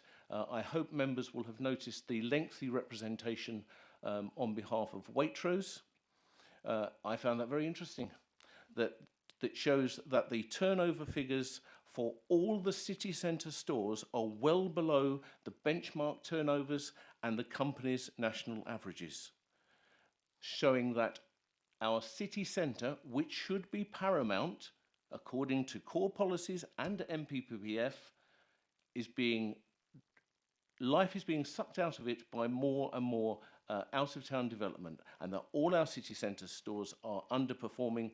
And the planning report from JW clearly indicates their expectation that this development will worsen that situation. In terms of local distinctiveness and design, of course, we've heard that this is no conservation area. However, as I pointed out to members yesterday, all the adjoining properties that surround this site are red brick buildings with pitch roofs of red tile and slate. And it's well illustrated from the aerial photographs in the report. Even the nearby Tesco and even the McDonald's drive-through, as well as the hotel, mirror this style of design. Instead, what is proposed is a glazed frontage with a mono-pitch roof, which is completely out of keeping on this key link road entering Hereford. We've heard the concerns about drainage, and the fact is that until January, the drainage officer was still objecting to this plan and has only withdrawn most of those objections on the basis of conditions. And as the drainage officer puts it, those conditions about the drainage culvert and the trial pit sinking, this is a crucial condition on the surface water drainage strategy, which has been presented at planning. It is not detailed enough yet for construction purposes. You might well consider why there are quite so many conditions on this application, and whether some of that information should be before you today to enable you to make an informed decision. And even in that case, the drainage officer still objects to the proposed way of dealing with dumped trolleys, which is a serious consideration in terms of blocking that culvert.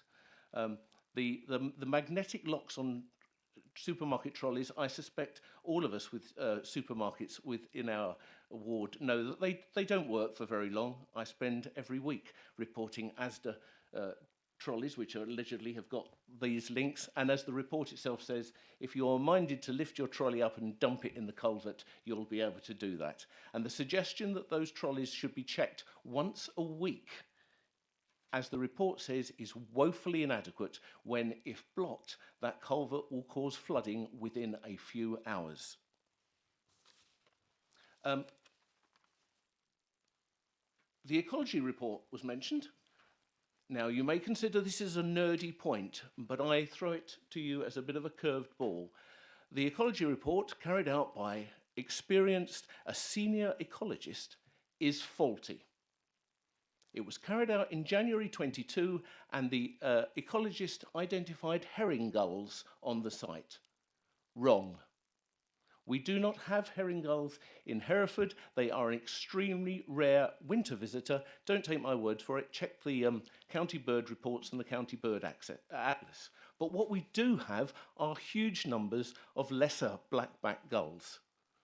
And these two species are easily distinguished. Their wing colour is different, their leg colour is different, and if a senior ecologist cannot correctly identify two common British bird species, it may raise in your minds what other species have been misidentified, or perhaps even worse, not identified at all.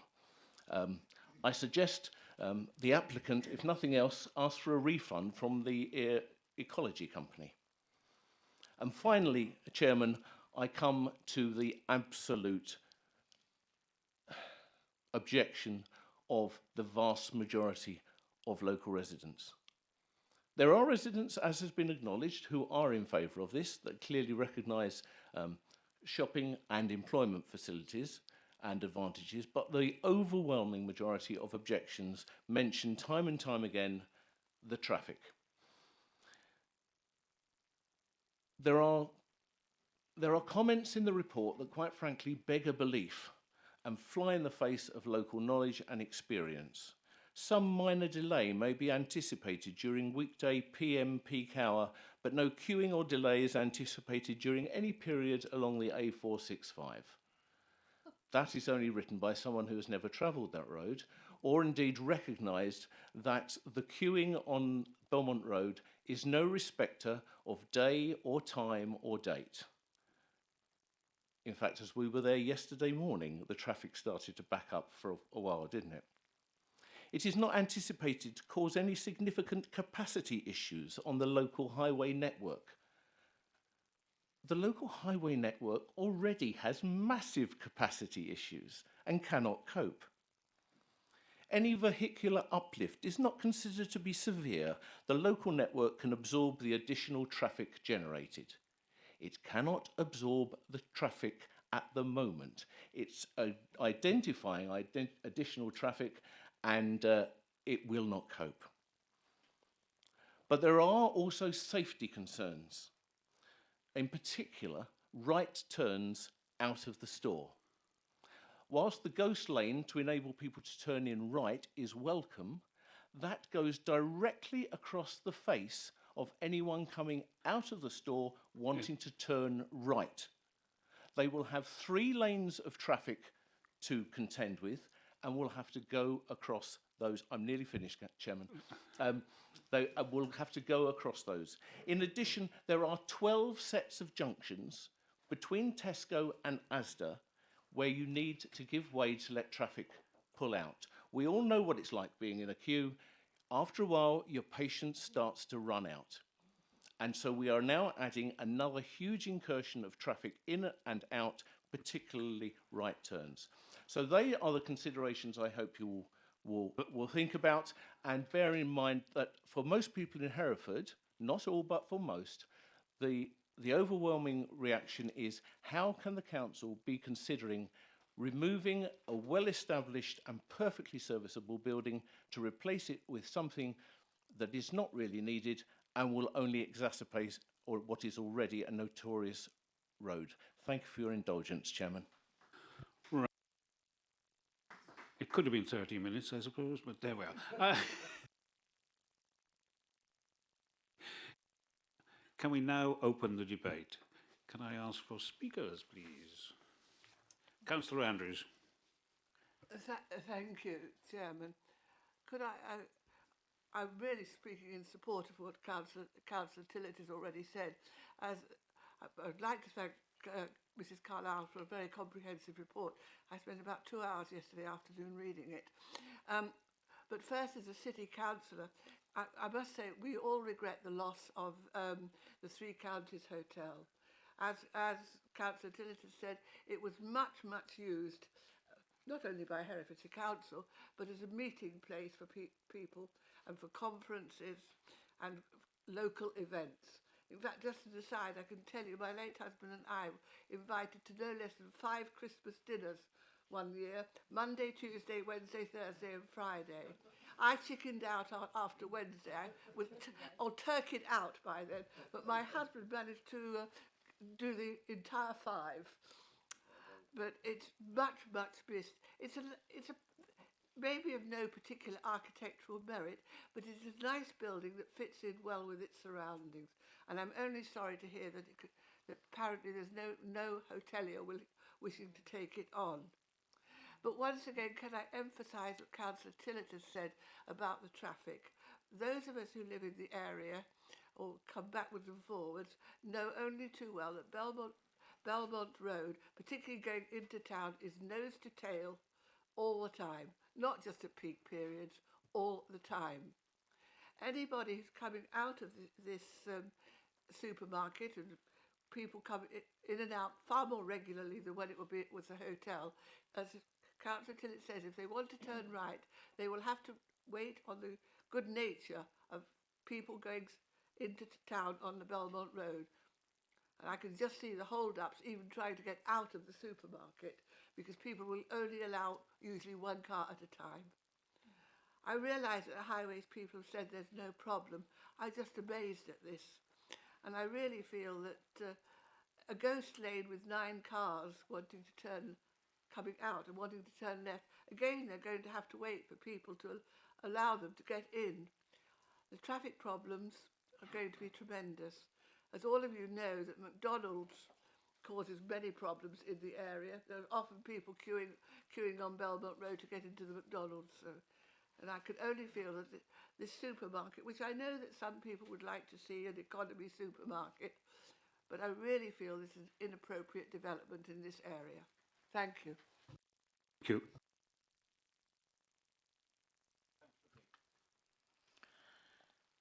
Right. I think what has been said, Councillor Tillett summed up virtually everything that's wrong with this application. The removal of a much needed hotel, and we do need this hotel. I've, like Councillor Andrews, attended a great many functions there, weddings. The Green Dragon, which is the only other sort of quality hotel that has any room at all, their main function room, their ballroom is far too small. This is much bigger hotel. It's not functioning because it was taken over by a company who really couldn't run it. If you ever, and I organised about 4 different events there, 3 under the original family company and 1 under this new one. They were absolutely hopeless. So that's why the hotel isn't functioning. There's nothing to do with the fact there's no need. So, Councillor Thomas, just be careful. You know, that's open to debate and legal action. Okay. Modern design opposite. Now, we're looking at this, and again, Councillor Tillett has brought this up. Every building on that side of Hereford has had to comply and had to look in place. Tesco's, whether you like it or not, is made of the same brick as most of the other places, but this one is the most ugliest. And I know views are subjective, but this is a sort of factory-looking building, which will be totally different to all the rest of the functions out. That's the other thing. There is a modern block of flats opposite, which you could argue look a bit similar to this building, but I've looked at it twice, and I disagree with that. When Belmont Housing Estate was built, the council promised that they would sort out the A465 because it was even then, especially on a Wednesday, you couldn't get into Hereford. They never did it. So that we do. And the fourth thing is, which has been brought up, the A465 is totally overloaded now. This application is going to make it much worse. And I agree that the traffic turning into this new store will have to wait and be allowed to turn in. There is no, obviously there won't be no traffic lights, there'll be nothing there. So it is going to be an absolute catastrophe if this is allowed. I don't the Lidl's representative has made a lot of quotes about the traffic, and I'm sorry, I don't believe any of them. I lived 40 years on and worked and lived on that road, and I come in there once a week, and I never ever drive in. Afraid your time is up, Okay. Councillor Thomas. Thank you. Sorry. Right, Councillor Baker. Empty. Wet yourself again. Bit of sympathy there. Thank you, Chairman. It is unfortunate that this hotel is closed. That's maybe market forces, who knows. Objectors, a number of objectors have queried the closure, but no apparent offers to buy it or to refurb it and reopen it. And so what do? It just sits there and rots or gets pulled down and you end up with a brownfield site. I think it's an ideal site for a budget supermarket. It could encourage competition by some of the others. We've heard about the heavy traffic, and it certainly was heavy when we were there yesterday. The traffic heading down the 465 towards the city centre for a while was tailed back right up to the Tesco roundabout. But when I left the site a few minutes later, I turned left out of the hotel site without stopping because there was nothing coming from the right, and I drove non-stop all the way down to the Asda roundabout. So where all the traffic went, I really don't know. Well, there we are. I'm not a regular user of that road, but although I do live just off the 465 further up. I'm just wondering if the newly planned Southern Link Road might well help with the traffic situation there, and certainly by the later introduction of a, hopefully, people fingers crossed, we end up with a bypass. It might well help, who knows. Fortunately, I don't have any obvious reasons that I can think of to refuse this application. I support the officer's recommendation to approve the application. Thank you. Thank you. Other speakers? Is there none? There are none? Councillor Hitchener. Yes, thank you, Chair. Just a couple of points in favour of this application, if I may. First of all, I think it's to be congratulated there's a larger green area, so the smaller footprint of the new building is to be commended. And I think the idea of having more competition in the area for cheaper food is also to be commended. I also don't personally regard the current building as having particularly architectural merit, although the proposed one has no merit whatsoever. So having made those points in favour, I then move to others. So talking about road safety, yes, I can acknowledge that there's no great issue with road safety on the Belmont Road because everybody drives down there so slowly they can't possibly cause much damage. But the introduction of 2 new islands to enable residents to walk across that road and actually encourage them to do so, that does cause me concern, because we're going to have more traffic on that road and more people who are going to be wanting to walk across where there is not much road safety. The effect on retail in Hereford, slightly surprised that Hereford City Council have not, as an organisation, opposed this application. Any reduction in retail activity in Hereford is not to be welcomed, but I'm pleased to see that individual council members have expressed their interest. My overriding, I just mentioned the economy. When I was out canvassing around my area, which is Stony Street, many people said to me that they didn't shop in Hereford anymore because of the traffic on the Belmont Road. Instead, they would go to Abergavenny. And as we all know, this situation is going to make the situation worse. There will be more people going to Abergavenny and less going to Hereford. Finally, I think Councillor Tinnett kind of stole a lot of my thunder. There's a reference in the report, the summary report, transport report, on behalf of Lidl, says that some minor delay may be anticipated within the site during the weekday PM period, but no queuing or delays anticipated during any period along the A465 of the arm of the junction. And I would say that that's written by someone who hasn't the faintest idea. The gentleman who was representing Aldi, he was saying it will not have any effect. I'm sorry, it will. I was at a parish council meeting this week. I talked to the people there about it, and they know it's going to have an awful effect. And they'll look on us, I'm afraid, as a council and as councillors as being pretty incompetent, in my view, if we approve this application. Thank you. Other speakers? None? Councillor Bolter. Thank you, Chair. Just picking up on the transport side of it, which is something I seem to do quite often. In the conditions, Ms. Collard, you said about HGVs going in, they're restricted to 2 a day? Yes. So we're talking about a business which will be set, won't grow its business because it can't get stock, because stock can only go in twice a day? Am I right in saying that? Surely... I can confirm in terms of the deliveries that they've said it's going to be two HGVs a day.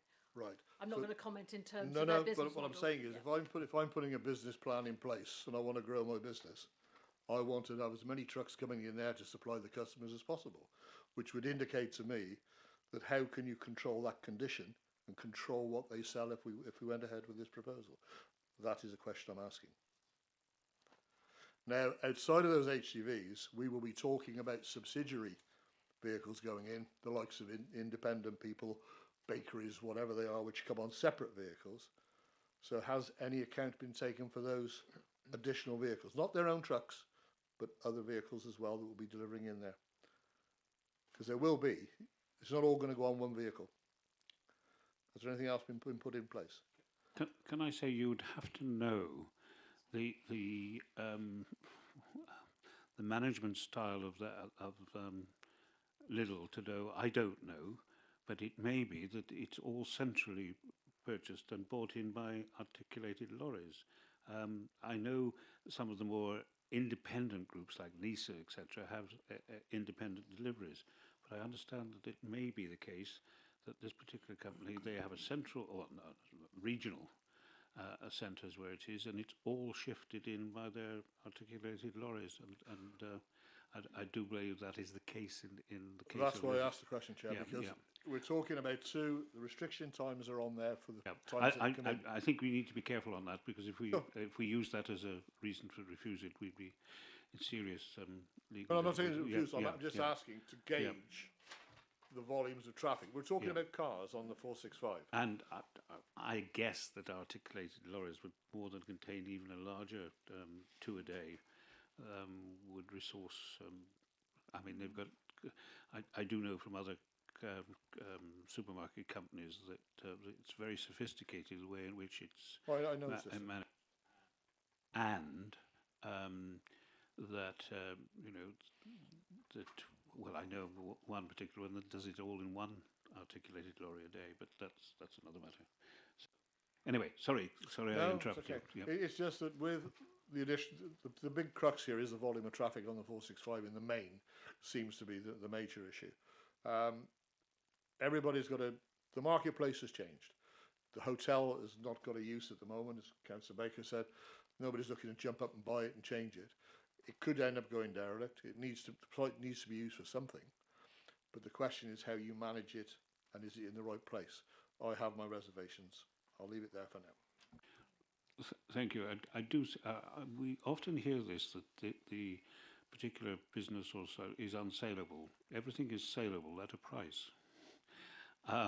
It's the price that matters. It's probably less than it would do for a supermarket, but it is saleable, and there would be people to do it at the right price. What that is, I don't know. But anyway. The hospitality needs have changed. Yeah.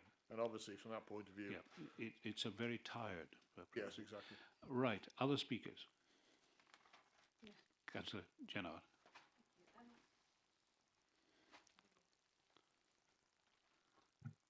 I don't often do this speaking thing. So I've just been having a quick look at the Herefordshire Town Centre and Retail Assessment document.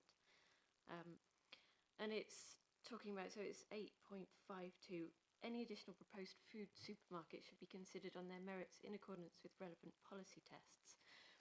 And it does state that there will likely be potential to accommodate further grocery provision in Hereford, Leominster and Ledbury. Although it does say, however, we note the higher than national average vacancy rate currently identified at Hereford city centre. And I just feel that a supermarket outside of town will pull even more people outside of the centre. but I don't know how that relates into the core strategy or national planning policy framework. I haven't found that bit yet. Yeah. I do believe there is a problem with the city centre at the moment. My daughter noticed it when she came home last week, and she'd seen a deterioration. Anyway, other speakers, please.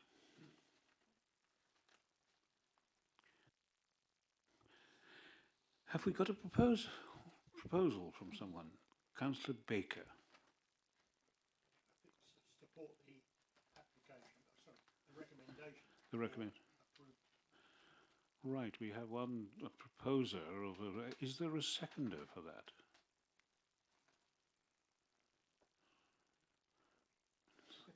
No one wishes to put their head on the block? That's not moved. That's not moved. Sorry. Say, Chairman, I think we're in a difficulty because Batteries come out. I don't.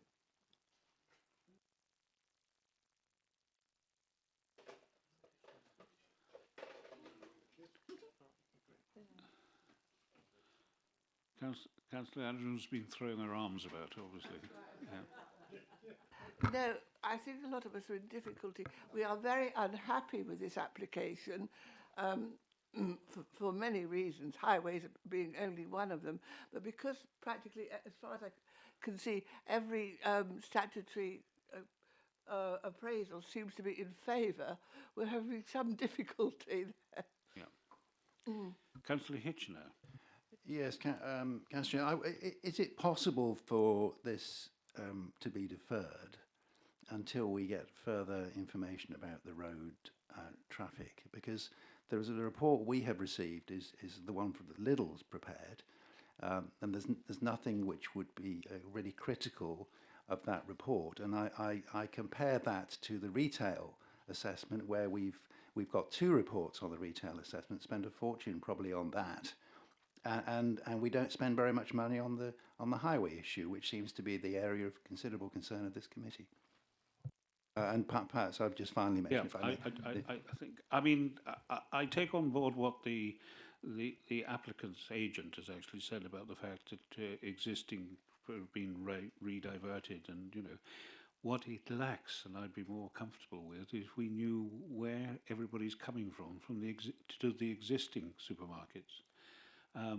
Now, there is a little, I assume, that probably wouldn't continue with the small one because it's not in the current little in the best of sites within the city, but that's pure speculation.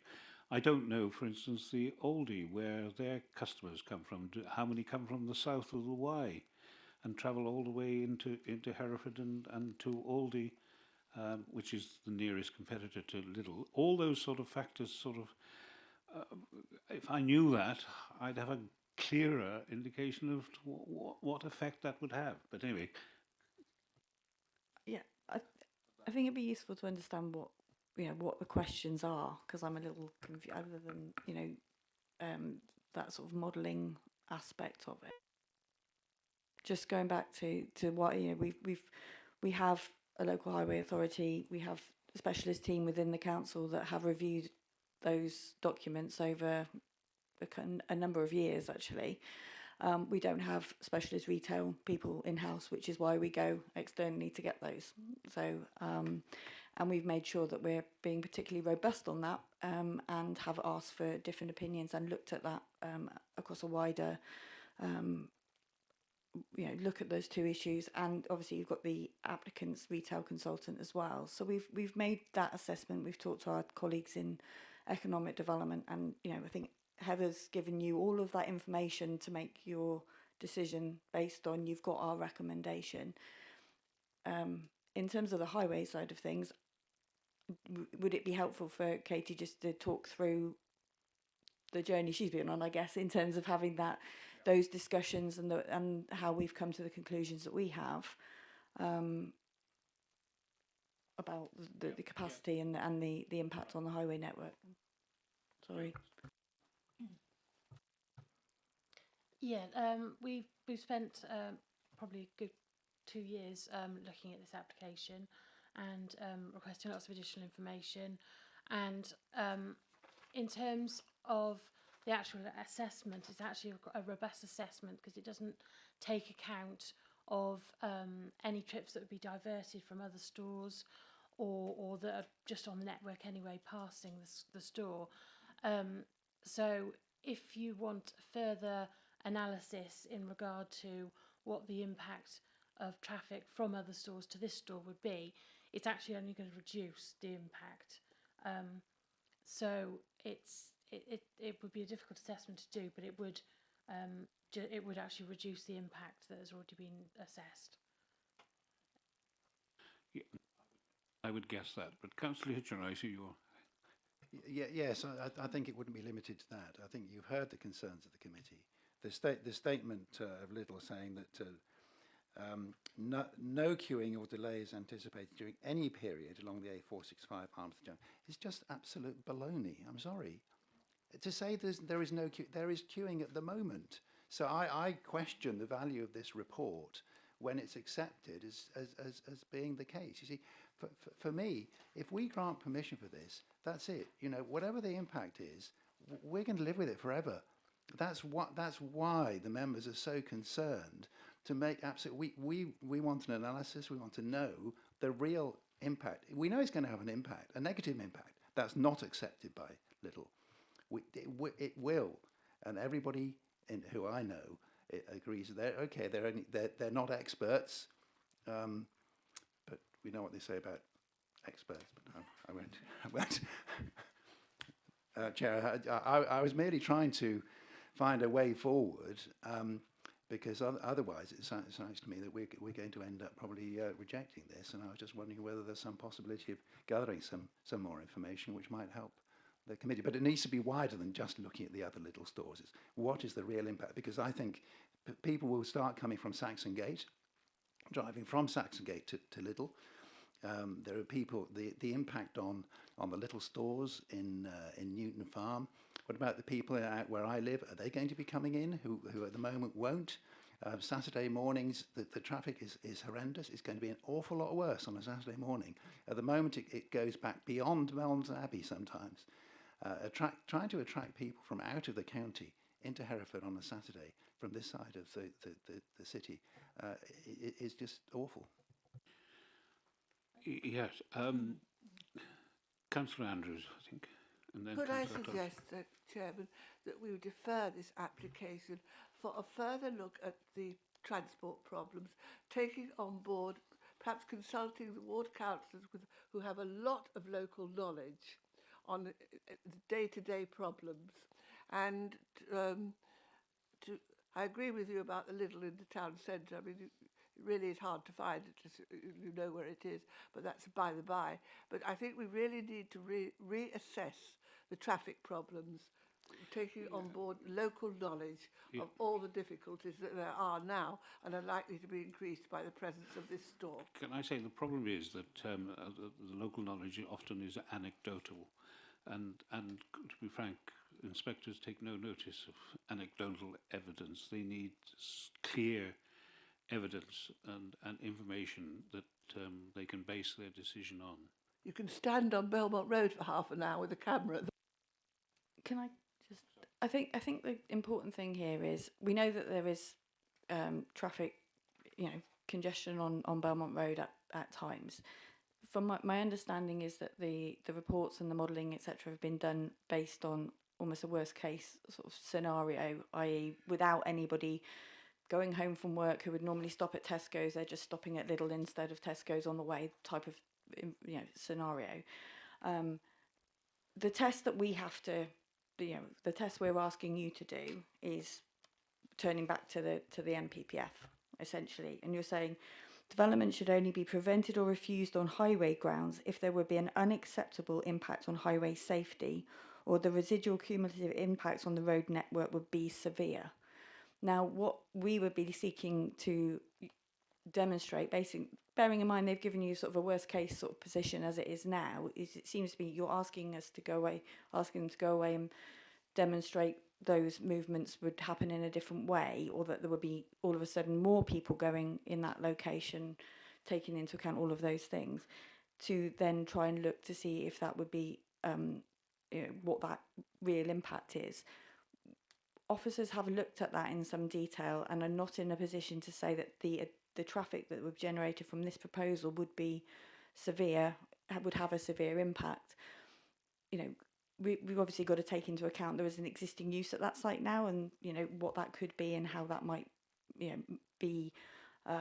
You know, you've all talked about a fully, you know, open and robust, you know, conference centre or hotel and all of those things as well. But this is looking at what the impact of this particular development is and whether or not we can demonstrate, which is what we're asking, what I would be asking you to do if you were recommending refusal, what that impact would be in terms of, would that be a severe impact? If, you know, I'm not quite sure what deferral is going to achieve, which is what I'm getting at. And if you've something specific you want us to ask, if you've got a specific question to ask, we can try and answer it today. Deferring it to bring it back another, you know, after answering those questions, we could certainly do that. But I think if you've, you know, if you do not believe you've got sufficient information to make to make a decision, then let us know what information you think you need. We can ask for that, or Katie can try and answer that for you today. But we are going to be referring you back at the point you make the decision to the MPPF and whether or not that impact is severe, or you consider that impact to be severe. I'm not sure how you would clarify severe, but I think that the local residents certainly would. Councillor Jenner, did you want to?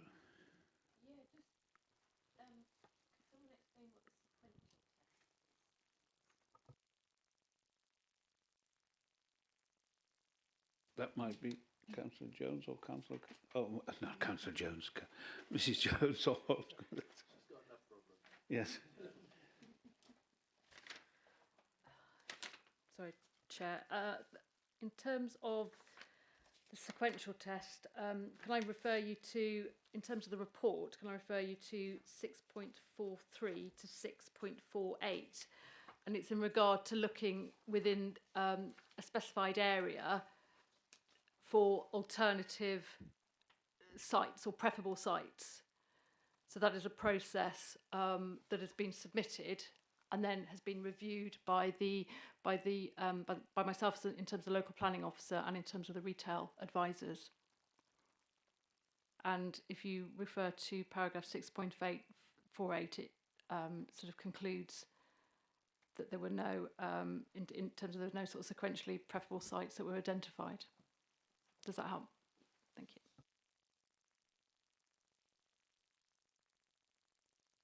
Where are we? So sorry if I got you in line.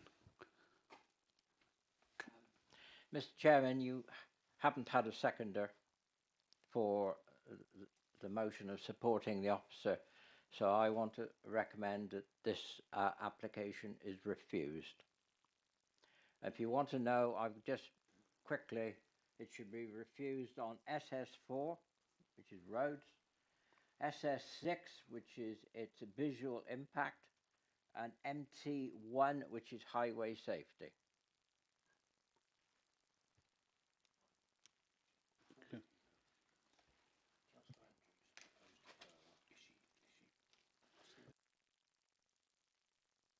Been you proposed a deferral, but I don't know whether that was seconded. So. I don't think it was. No, that's.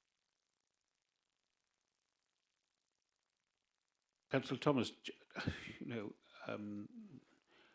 we've got to be careful here. You've got to have your grounds for the highways other than anecdotal evidence. Well, remember that all the technical evidence suggests the other way, technical and professional, but you know, you place the council in some difficulty potentially. Mr. Chairman, with respect, we have already turned 3 previous applications down on highways when we, as the county councillors visiting that site, disagreed very strongly with the highways assumption. In this case, all the local people, all the local ward councillors are telling us that they don't agree with the statistics that have been given. So either if we either defer this and let Lidl's have the opportunity to produce, or an independent, not necessarily by Lidl's, an independent review, or we reject it. You haven't got a seconder, Mr. Chairman, so you either got to go for deferment. I'm happy for deferment. If somebody wants to propose it, I would certainly second it. But you know, if the officers are telling us they don't want a deferment, then we have but no choice but to reject it. That's not my choice. If members wish to go for a deferral, all I would like you to do is clarify exactly what you're looking for, so that we're not trying to guess what you're looking for to defer to.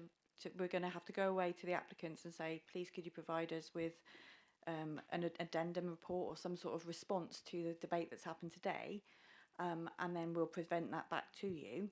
So if there's something specific that you're wanting, I just want you to be really clear in what you're asking for, you know, the explanation. Councillor Hitchener. Hopefully this might help. So there's reference to having a severe effect on the traffic on Belmont. I would like to know exactly what the effect would be on the traffic in Belmont Road. The Lidl are saying there is never any queuing. That is just baloney, as I've said. That it will have an effect. I would like to know what the effect is that is going to be, and that requires some critical looking. I would not ask Lidl to do that work. I think we need to have a third party to look very seriously at the effect on that, and it could come out either way, but they need to be independent of Lidl. Thank you. Do you want to? Without, you know, I will say this out loud. The local highway authority are independent of Lidl, and that is so. We have already done that work. If in terms of the specifics about, so you're looking for a response to the statement that there isn't any queuing on, or it won't cause additional queuing. Do you want to come back on that, Councillor Baker? Yes, I think to say that work has been done. If it has, I haven't seen it in the report. This report does not say that there will be an extra 150 vehicles on this road at a particular time. It's not. I haven't seen it. In all the detail it might be, but I have not seen anything which specifically says the increase. Partly because Lidl say it won't have any impact because there's no queuing at the moment.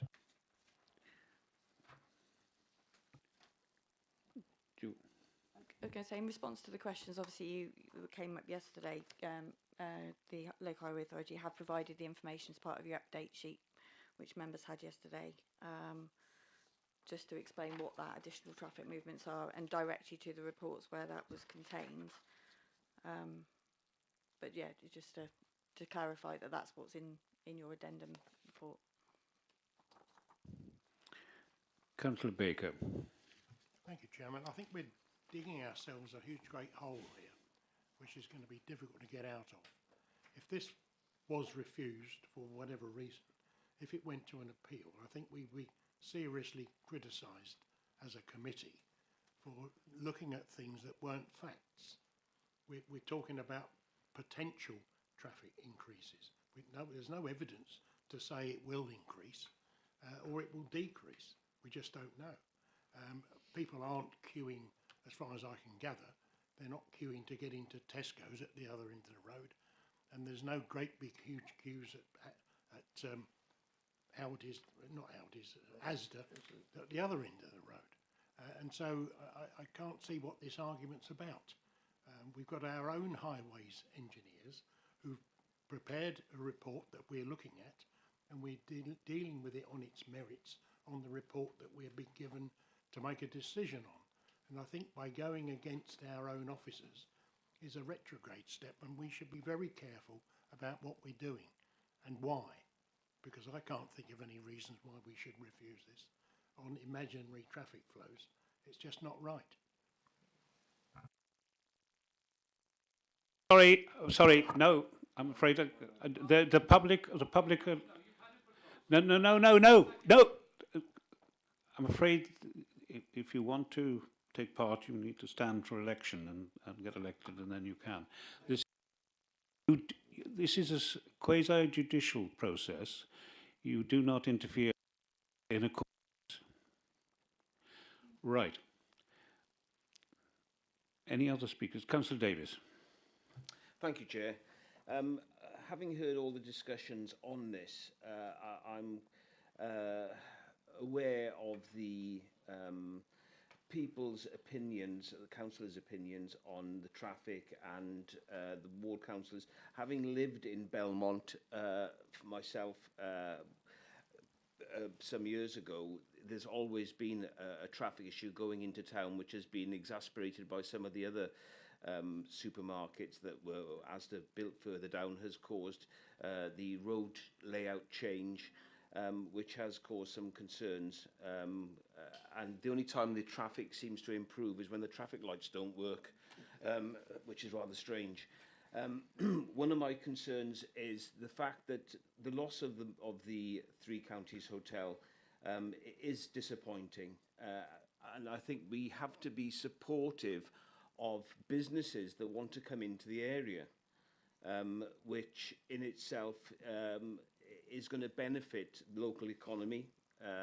Yes, it's outside of town, but it is a business that want to thrive in the area. Where one concern is the actual alteration to the highways, the proposed lane with potential 9 parking spaces for cars to turn in. Is that going to be paid for by the organisation proposing to put this building in place? It is.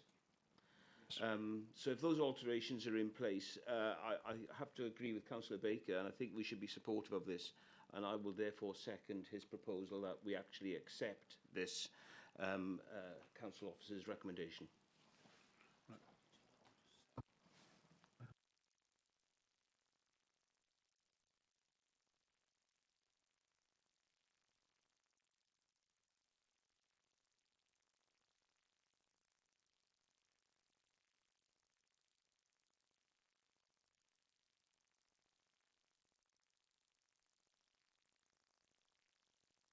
We had originally a proposal refusal by Councillor Thomas, which wasn't seconded as yet. We've now had a proposal from Councillor Baker, and Councillor Davis has seconded that. So the order of play is if the first one that's seconded becomes the first, not the second.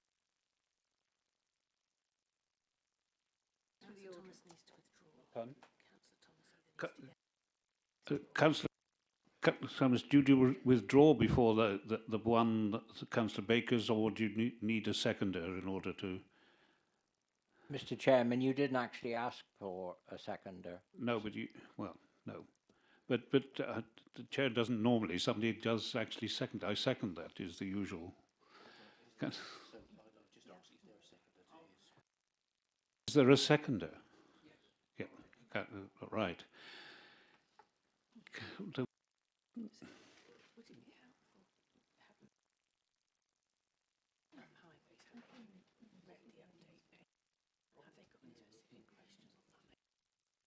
Have members actually read the update paper?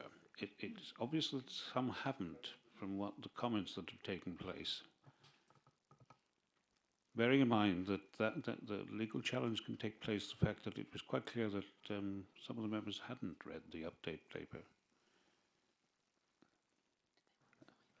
Chairman, do you want 5 minutes to read the update paper? Refresh. Yes. Can we show it on the screen? It's the last page.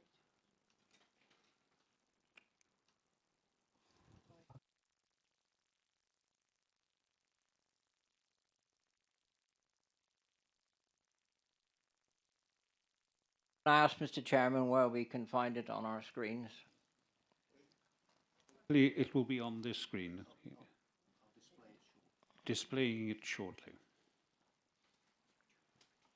Should we go for a suspension? If you want to click on the update, there's a section that says updates. if you click on that, then it will take you through to the update papers. Thank you.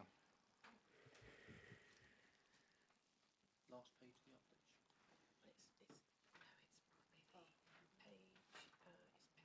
Page 15 onwards. Well, page 15 starts at the bottom. Page 15. No, just above that, where it talks about starts on update clarification from the Side Council Transport Manager. Just thought it might be helpful for members to, it might to help them to find specific questions on transport. Might add some of those. Here we are.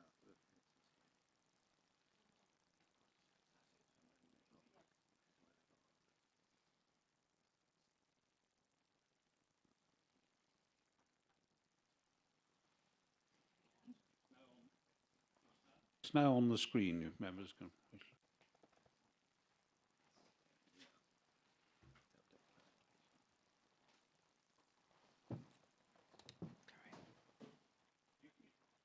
Read out the update.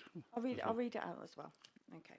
So, following the site inspection on the 12th of the 3rd, the Council's Transportation Manager has provided the additional comments as follows.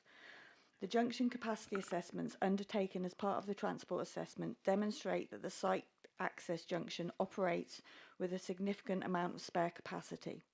A number of scenarios have been modelled, including a future year of 2029. This has the surveyed background data, i.e. existing flows along the A465 growth using a locally adjusted growth rate to 2029 levels. A sensitivity analysis whereby an additional 50% of the predicted store-generated trips has been added to ensure a robust assessment. All scenarios show spare capacity, with the worst scenario, 2029, with a plus 50% of extra trips being during the weekday PM peak hour between 1700 and 1800, where the access arm for the vehicles turning from the site into the A465 operates at 58% of its capacity.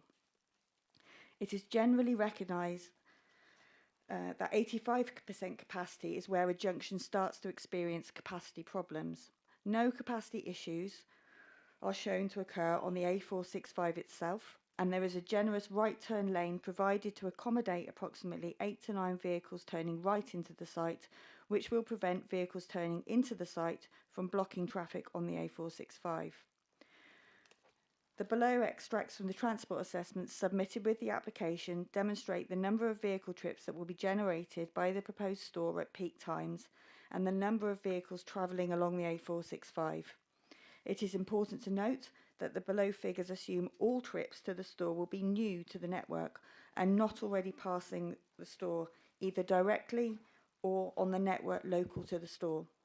The second set of tables shows a worst case scenario whereby the number of trips generated by the store have been increased by 50% over and above those predicted. This exercise was undertaken as a sensitivity analysis to ensure a robust assessment. The first set of tables below are the likely number of trips to be generated by the store. Can't read the table, sorry. But with regards to parking, the store provides over the level required according to our car parking standards. 100 spaces are required, with 118 spaces being provided. In addition, the spaces provided are wider than standard spaces. Standard spaces are 2.4 by 4.8, whereas the proposed are 2.7 by 5.2. The proposed aisle widths are also more generous at 7.5, where 6.6 metres is standard.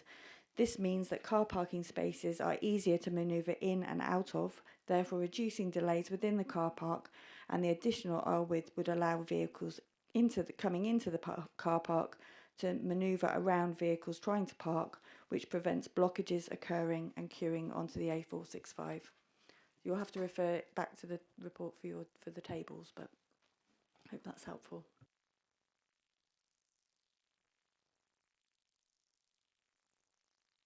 We have copies of the tables if anyone wants to see them. It is on the website, I know.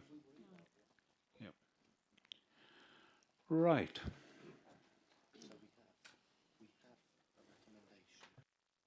We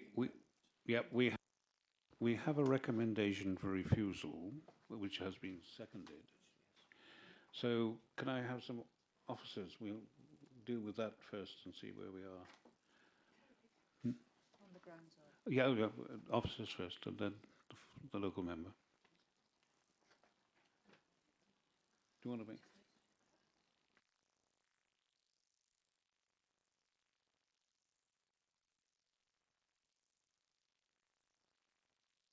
We're looking at 3 grounds for refusal that councillor. We're looking for the We had grounds. SS4, SS6 visual impact, and MT1 for highway safety.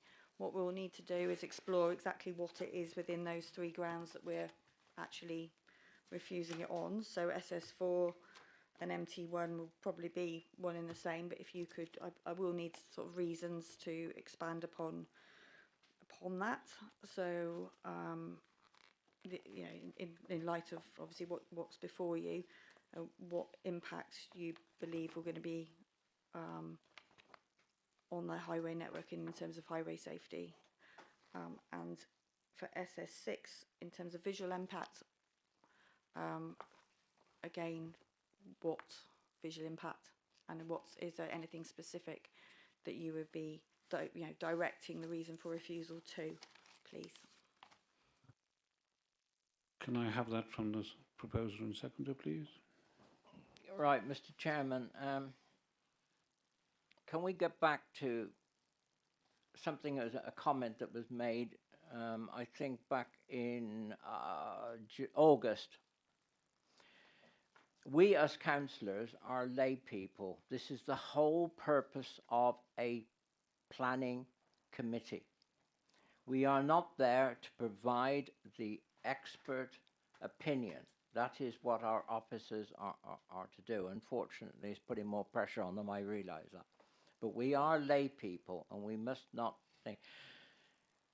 I've listened to you just read that report, thank goodness. We did manage to find it on the computer to read it. I'm afraid I cannot believe that. And I travel that road probably once a week, and usually not at a peak time. And that assessment, I'm afraid, is, well, I find it unbelievable. But anyway, I think the point being that I agree that SS4 and MT1 are probably the same thing as on highway safety. Traffic turning in and out, especially going out and trying to turn right, are going to cause a great deal of safety problems, because they're going to depend on being allowed in by the traffic, which is always heavy coming into town, and they're going to turn into the face of other traffic. So I think that is a major hazard. SS6. Now, I know visual is in the eye of the beholder, but that is going to be a building which is totally alien to anything else in the area. It's nothing. It's not even McDonald's next door. Every building on that road has been complied with, and they all look similar. This is a totally different construction altogether. So do I need to sort of I'm afraid say any more? I don't know. I don't think that will stand up into appeal. Councillor Tillett wants to say a word. Perhaps I could help colleagues. I have more bits of core policy than just SS4 but an MT1, but I'm happy to help. SS4 starts quite clearly. New developments should be designed and located to minimise the impact on transport network, ensuring that journey times and the efficient and safe operation of the network are not detrimentally impacted. MT1, first paragraph. Development proposals should incorporate the following principles covering movement and transport, demonstrate that the strategic and local highway network can absorb the traffic impacts of the development without adversely affecting the safe and efficient flow of traffic on the network, or that traffic impacts can be managed to acceptable levels to reduce and mitigate any adverse impacts from the development.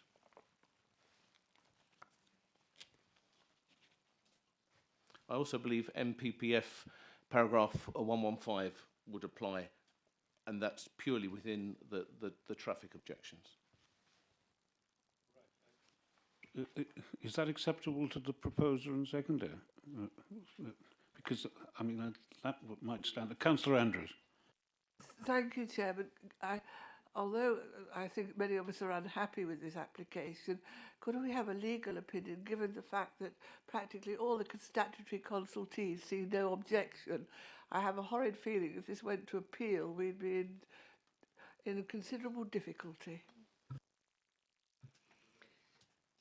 The issue you have is that the grounds that you're putting forward, you would need to provide evidence to substantiate your beliefs that there will be issues on the A465 and the other matters that you've raised, and you've been provided with modelling that has been assessed by your Highways Authority expert, who have said that they have no objection to the scheme.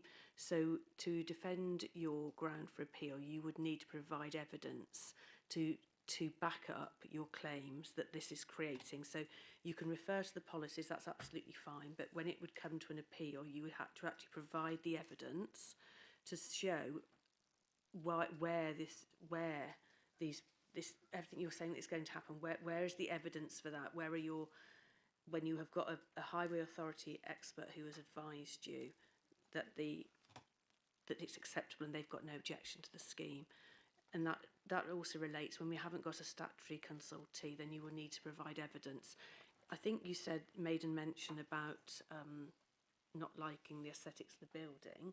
That is a different issue because that is objective, and if members felt that they have concerns about the scale or the design of the building, that is something that they could bring forward as an objection to the scheme. Matters that require evidential base, without the evidence to back them up, you do put yourself in a difficult position when it comes to an appeal. I don't know if Ms. Gibb wants to add anything. When one comes to the scale, the actual building, I mean, I don't think that the ASDA is rather similar in many respects, but there we are.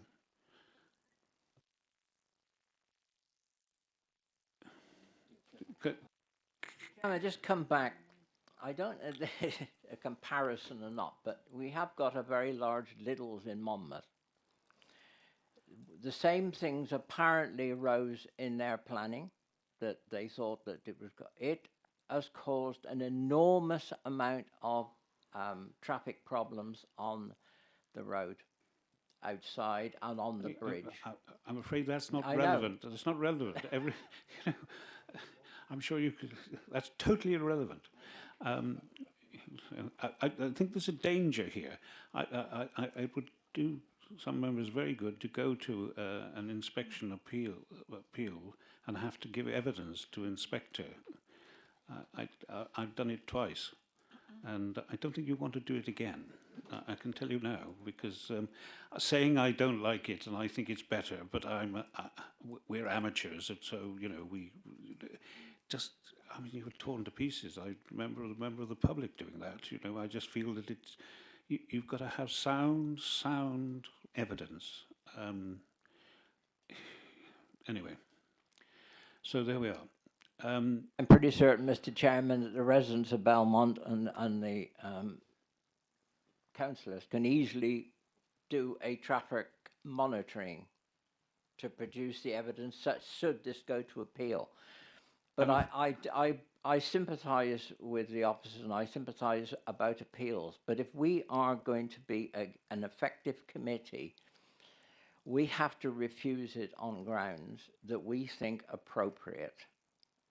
And we cannot be browbeaten by large companies or any other outside body to make our decisions. It would be pointless having this committee if we don't make decisions based upon the facts as we see them, not as our experts necessarily see them. We heard about the expert couldn't even identify the right sort of gull. That's yeah, exactly. That's. I have to say, when you know, like an authority in the north of England had a bill of 5 million following making a decision that didn't stand up at a special, and the members who made liable that for bills, or the taxpayer, they may have a different opinion. Right. No further. Just one. I think from our perspective, I think we just need to go back to exactly, you know, our position, what our officer's position is in terms of, you've got the report in front of you, you've got a copy of the reports we've read out the additional statement following the queries that came up on the site visit yesterday.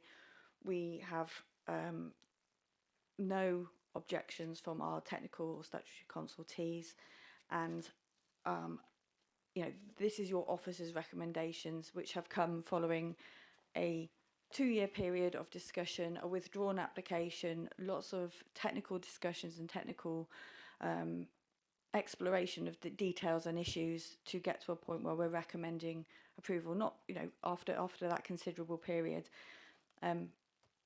Members, if you decide, obviously you've got to vote on that refusal, those refusal reasons. Think about how the planning authority, not, you know, it's not us and them, it's all of us, will be defending that decision, and what evidence you have to.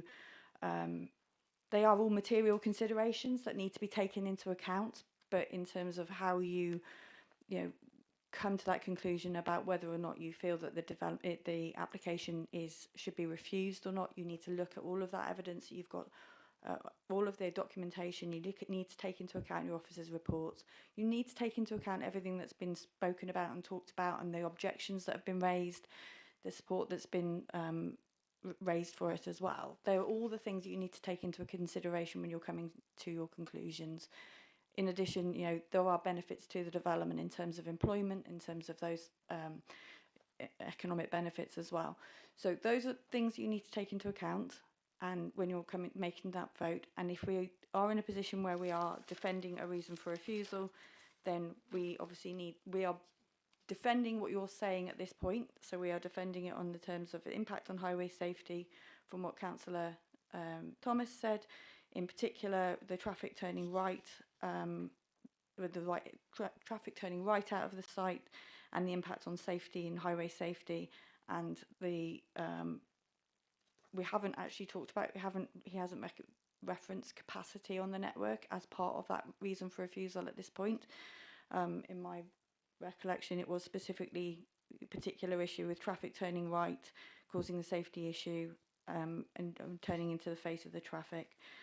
And then with policy SS4 MT1, and then looking at policy SS6 in terms of the design of the building being alien to anything else in the area. Those are the reasons you've given us at the moment to take away from this and defend those decisions. So if you want to expand upon those, fine. If you but you need to take into account everything that's before you and everything that's been said today. Thank you. Just a final word from Councillor. A final word or two. Well, perhaps I can help the committee, and indeed Ms Gibbons has almost invited there to be further reasons for objection. I offer these on perhaps less evidential base, but more quite clearly on contravening policy. In terms of loss of community asset, SC1, development proposals which protect, retain or enhance existing social and community infrastructure. The provision existing facilities will be retained unless it can be demonstrated that an appropriate alternative facility is available or can be provided to meet the needs of the community affected, or show that the facility is no longer required, viable or fit for purpose. So I would have thought SC1 would help you in that regard. I also think in terms of retail concerns, HD2, In order to maintain and enhance the viability and vitality of the city centre, new retail uses will be focused on the core of the city centre as defined below in HD2 and equally in E5. Town centres will be the focus for retail, commercial, leisure, development and tourist uses. Proposals for such uses which contribute to the vitality and viability of the town centres of Hereford will be supported. Proposals for development outside the town centres will only be permitted if it can be demonstrated that the requirements of the sequential test have been met and the proposal would not have a significant adverse impact on the vitality and viability of the centres. Councillor Thomas has already mentioned the appearance. I'd actually say that policy LD1 works in that proposals should demonstrate that the character of the landscape and townscape has positively influenced the design, scale, nature and site protection and enhancement of the setting and designated areas. This proposal has done none of those things. It is imposing a standard little appearance and design. You might also consider that there are still unanswered questions about drainage, in which case SD3 and MPPF Chapter 14 would come into play. I think that may help either focus your minds one way or the other, although I appreciate that this is not a straightforward discussion, and I think that's been reflected in the lengthy debate and might answer those cynics who say that this was all a done deal. But thank you very much for everything that you have contributed. Thank you, Chair. Thank you. Those suggestions, are the proposer and seconder prepared to take on board that? Some clarity at last. No. Mr. Chairman, I'm happy to add SC1, HD2, E5 and LD1 to our list of objections. Now, because new issues have been raised, we must now open that to debate. Does anyone wish to speak on those particular additions to the matter? Councillor Baker.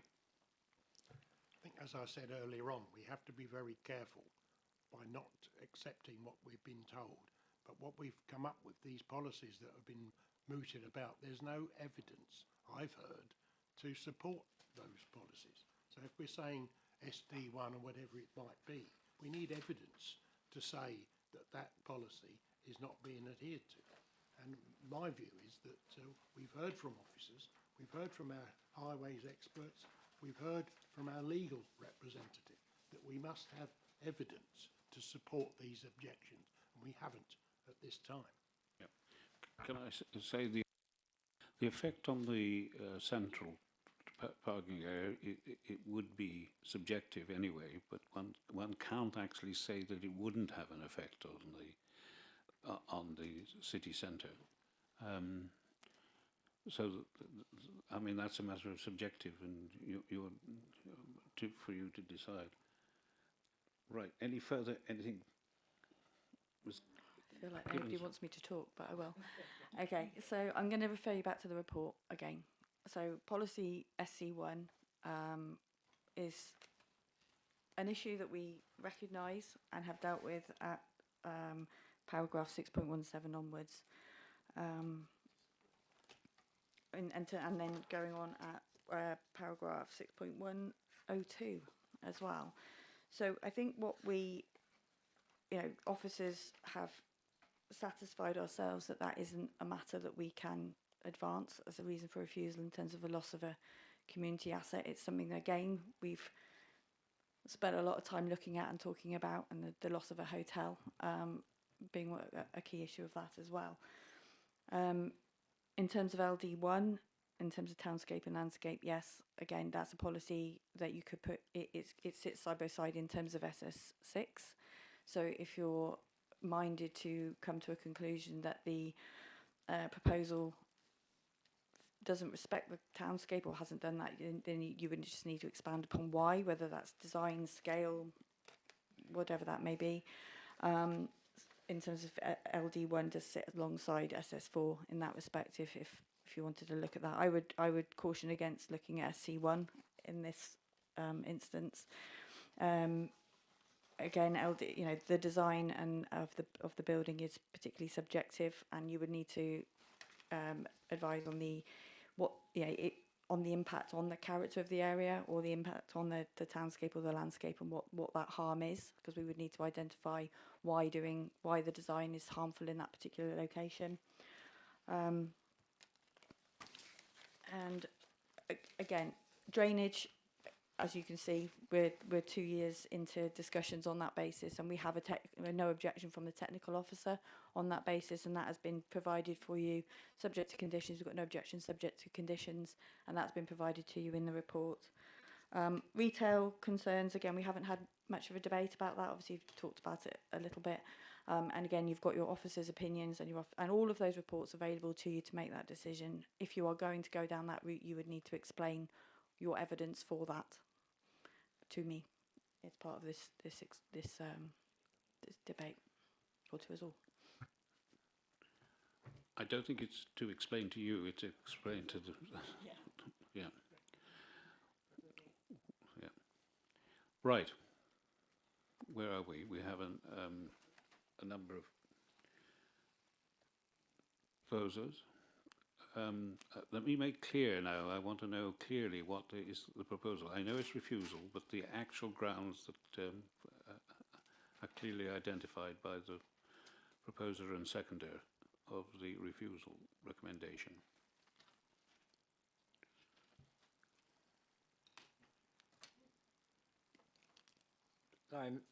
Mr. Chairman, I'll repeat what I originally said, which was SC, SS4, SS6, MT1, SC1, HD2, A5, and LD1 are all, yes, they are subjective, but that is what we're here for. and I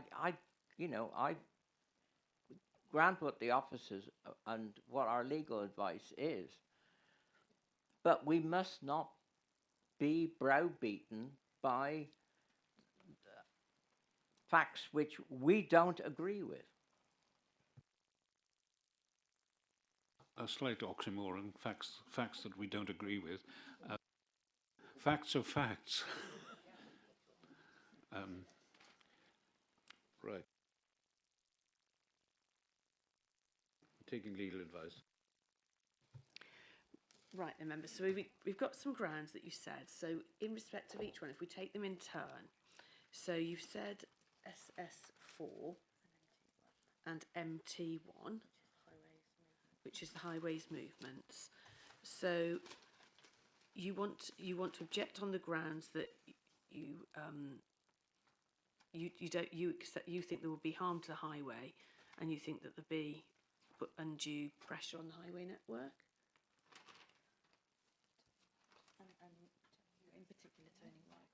And in particular turning right. Is that the grounds that is that the reasons for that policy? Correct.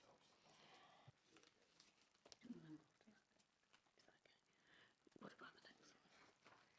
Okay. Next was SS6, which was visual impact. In respect of SS6, which is the visual impact, can you say what the impact is that you're unhappy with? Is that the design or the scale, or that it's out of keeping with character of the area? Is it all three?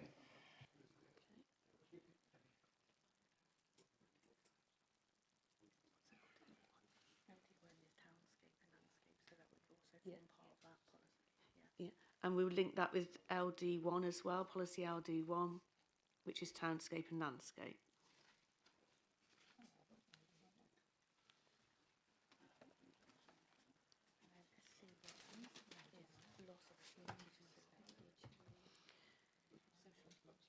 You mentioned SC1, which is loss of a community asset.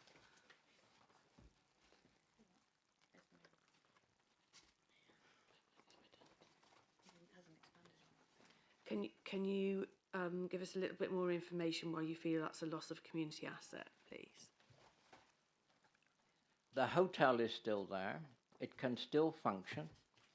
And it is, as explained by Councillor Tillett, the only place that you can go for a drink at that side of the river. No pubs, anything else built. So it would be a lot. It is also big enough to hold proper big functions, which no other building in Hereford. Now we've taken the Shire Hall away to make a library of. There are no other properties in Hereford that will function to do what that does. So it is a great loss of community asset, especially people on the south side of the river.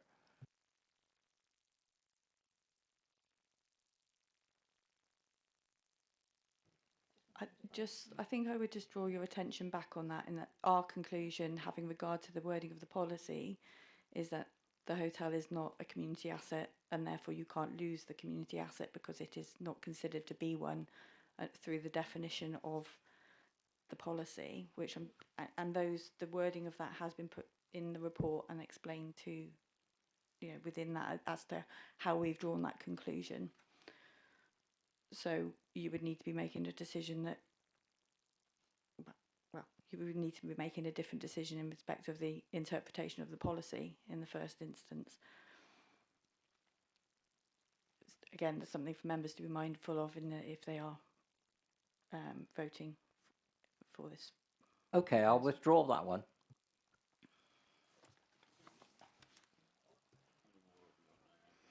HD2.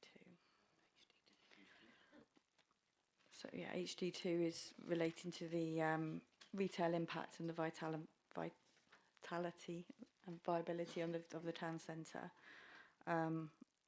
Again, we would draw your attention to the conclusions.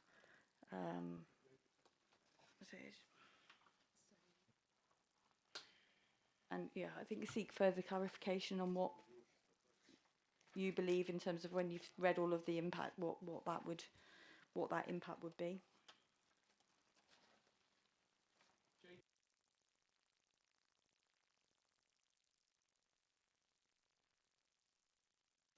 The report that JW.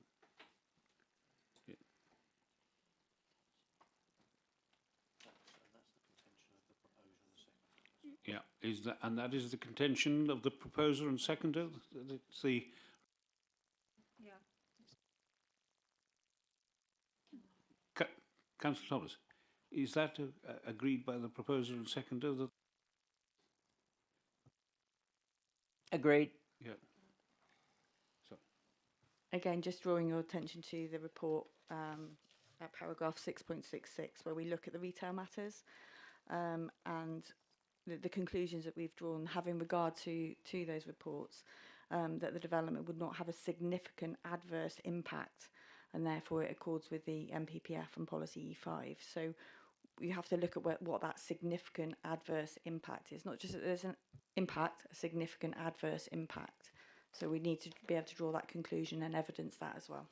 It's exactly those words, a significant adverse impact. It's there in their report. I'm just a bit concerned that that the officers are dismissing an independent report, and they're not experts in that particular field. Anyway. Sorry, Chair, I think I need to interject that if you read in terms of the retail impact assessment as part of the committee report, which, as I did highlight, it is quite a complex matter and detailed. Also, I think Councillor Tillett has disregarded in terms of the Nexus report as well, which is detailed. So in terms of officers, they reviewed both in terms of the JW planning and also the Nexus assessment, and it's then officers who's then also consulted with our economic colleagues in respect to the in terms of the town centre and sort of occupancy levels. Again, that's detailed within those relevant sections of the report, and again, as my colleague Ms Gibbons has quoted, again I refer members to the conclusion on retail matters in respect of paragraph 6.66, and again in terms of meeting the retail tests when looking at the national policy and in regards to policy E5, officers have made the officer opinion is that in terms of it's not a significant adverse impact from the information that has been detailed within the appendices of this report and detailed within the committee report. And that's our, the officer recommendation for that. Mr. Chairman, can I say you've got one specialist advisory company saying one thing, and one specialist advisors which were obviously probably paid by the applicant, I don't know, but if they were or weren't, but saying a totally different thing. So I think we as lay members can take which of those two opinions we like.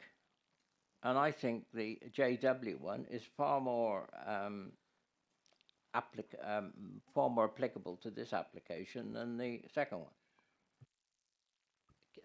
We can't necessarily say that, but because that's we've got right.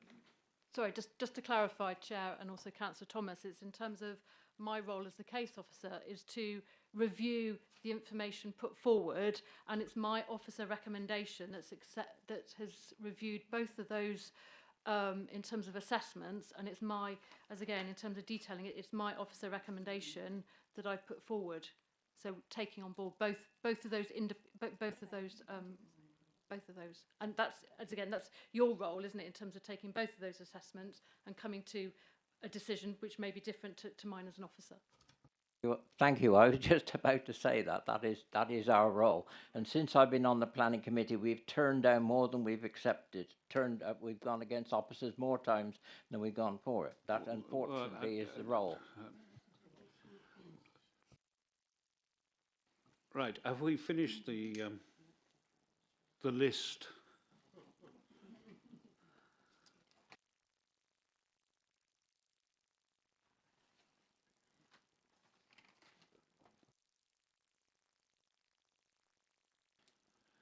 Right.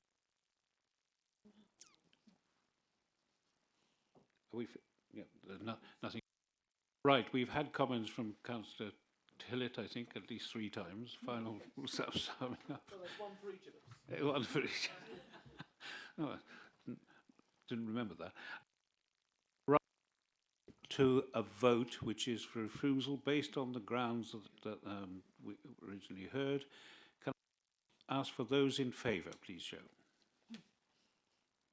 1, 2, 3, 4 in favour. Of refusal. Those against, please show.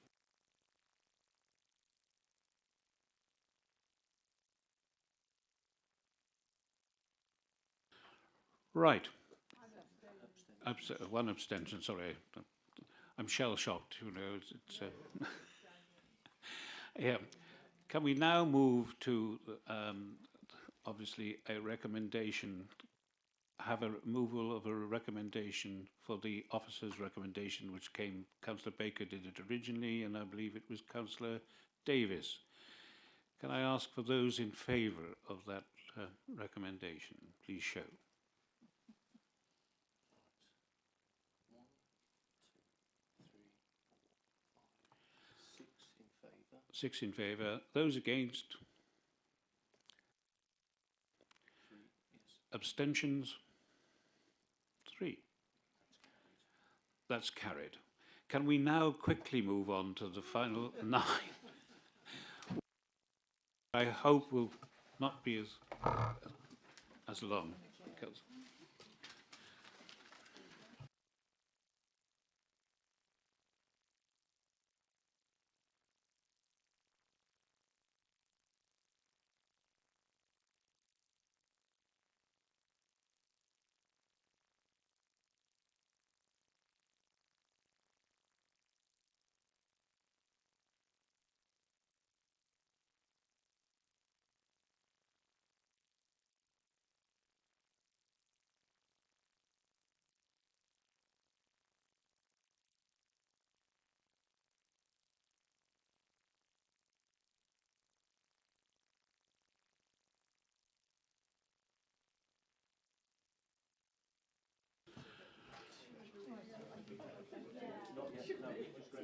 Well, it won't last very long. Right. we'll move on to item 9. This is the proposed replacement of existing rear conservatory and terrace of the largest single-storey extension and terrace at the Pilgrims Hotel, Muchbirch. This is brought here by dint of being staff relation. Can I now ask Miss Smith to make her presentation? I did share it. Laura shared it with you earlier.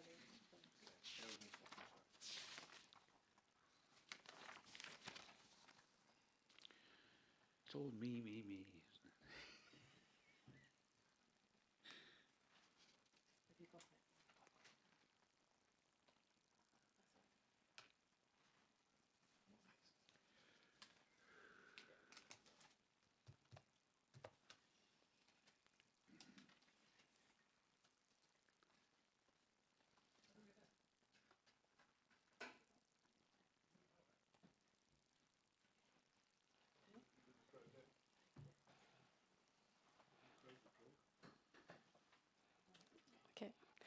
Okay.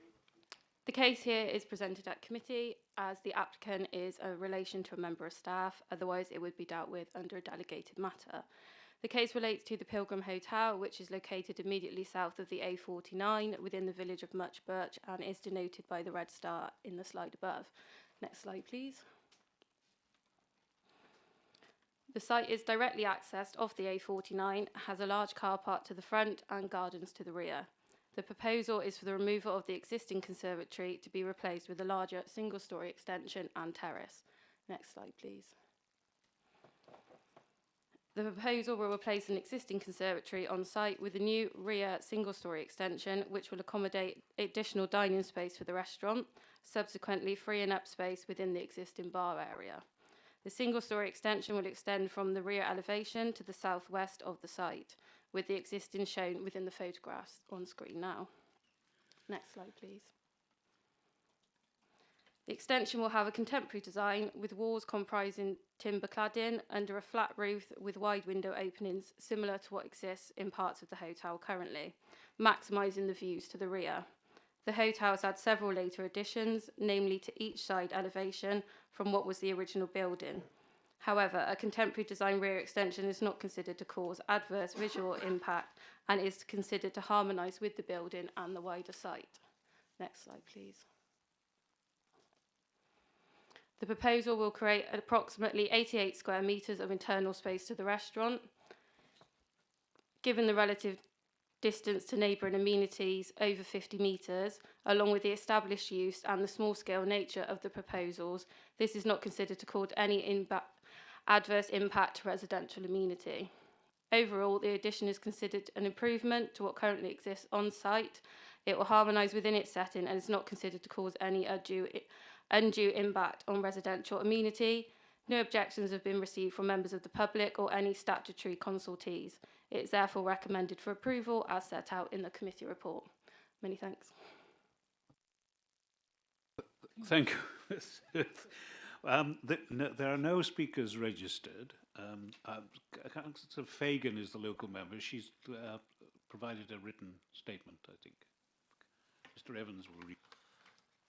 Yes, statement on behalf of Councillor Fagan. This application to replace the existing conservatory with a new single-storey extension has attracted no objections either locally or from statutory consultees that I am aware of. The Pilgrim Hotel is an important community asset to Muchbirch and the surrounding area and is an important local employer. Securing planning permission for the conservatory is an important step in the process of applying for a grant from the UK Rural Prosperity Fund. The application is policy compliant and is supported by the planning officer. I can see no grounds for refusing the application and ask the committee to support the ongoing work of the improvements to the Pilgrim Hotel. Councillor Baker. Thank you, Chairman. Can I thank Ms Smith for her report, and I fully support the recommendation to approve the application. Is that a proposal? Yes. Councillor Stone and then Councillor... I'd say I second that. Thank you. Thank you very much, Chairman. I was also going to second, but I've been overcome by others. But it's a great relief to consider this application after the trials and tribulations of the last one, but also to see a hotel succeeding. And it's good news for the local economy, for tourism, and for the community around the village. And I strongly support this application. Thank you. Thank you. Councillor Andrews? Amused to say it apparently the Pilgrim Hotel is regarded as a community asset, where we've just been told that the Three Counties was not. Well, I think it's about the one is an opinion, the other is what the legal position is. Neither are actually legally a community asset. They're privately owned businesses. Right. So that has been proposed. I don't think council a final summing up notice. But anyway, we'll move now to officers. Right, we have a proposal and a seconder, thirder, and fourther, and a fifther, I think. We'll move on to those in favour, please show. Unanimous. Right. Thank you for all your attendance. Is the live stream now closing?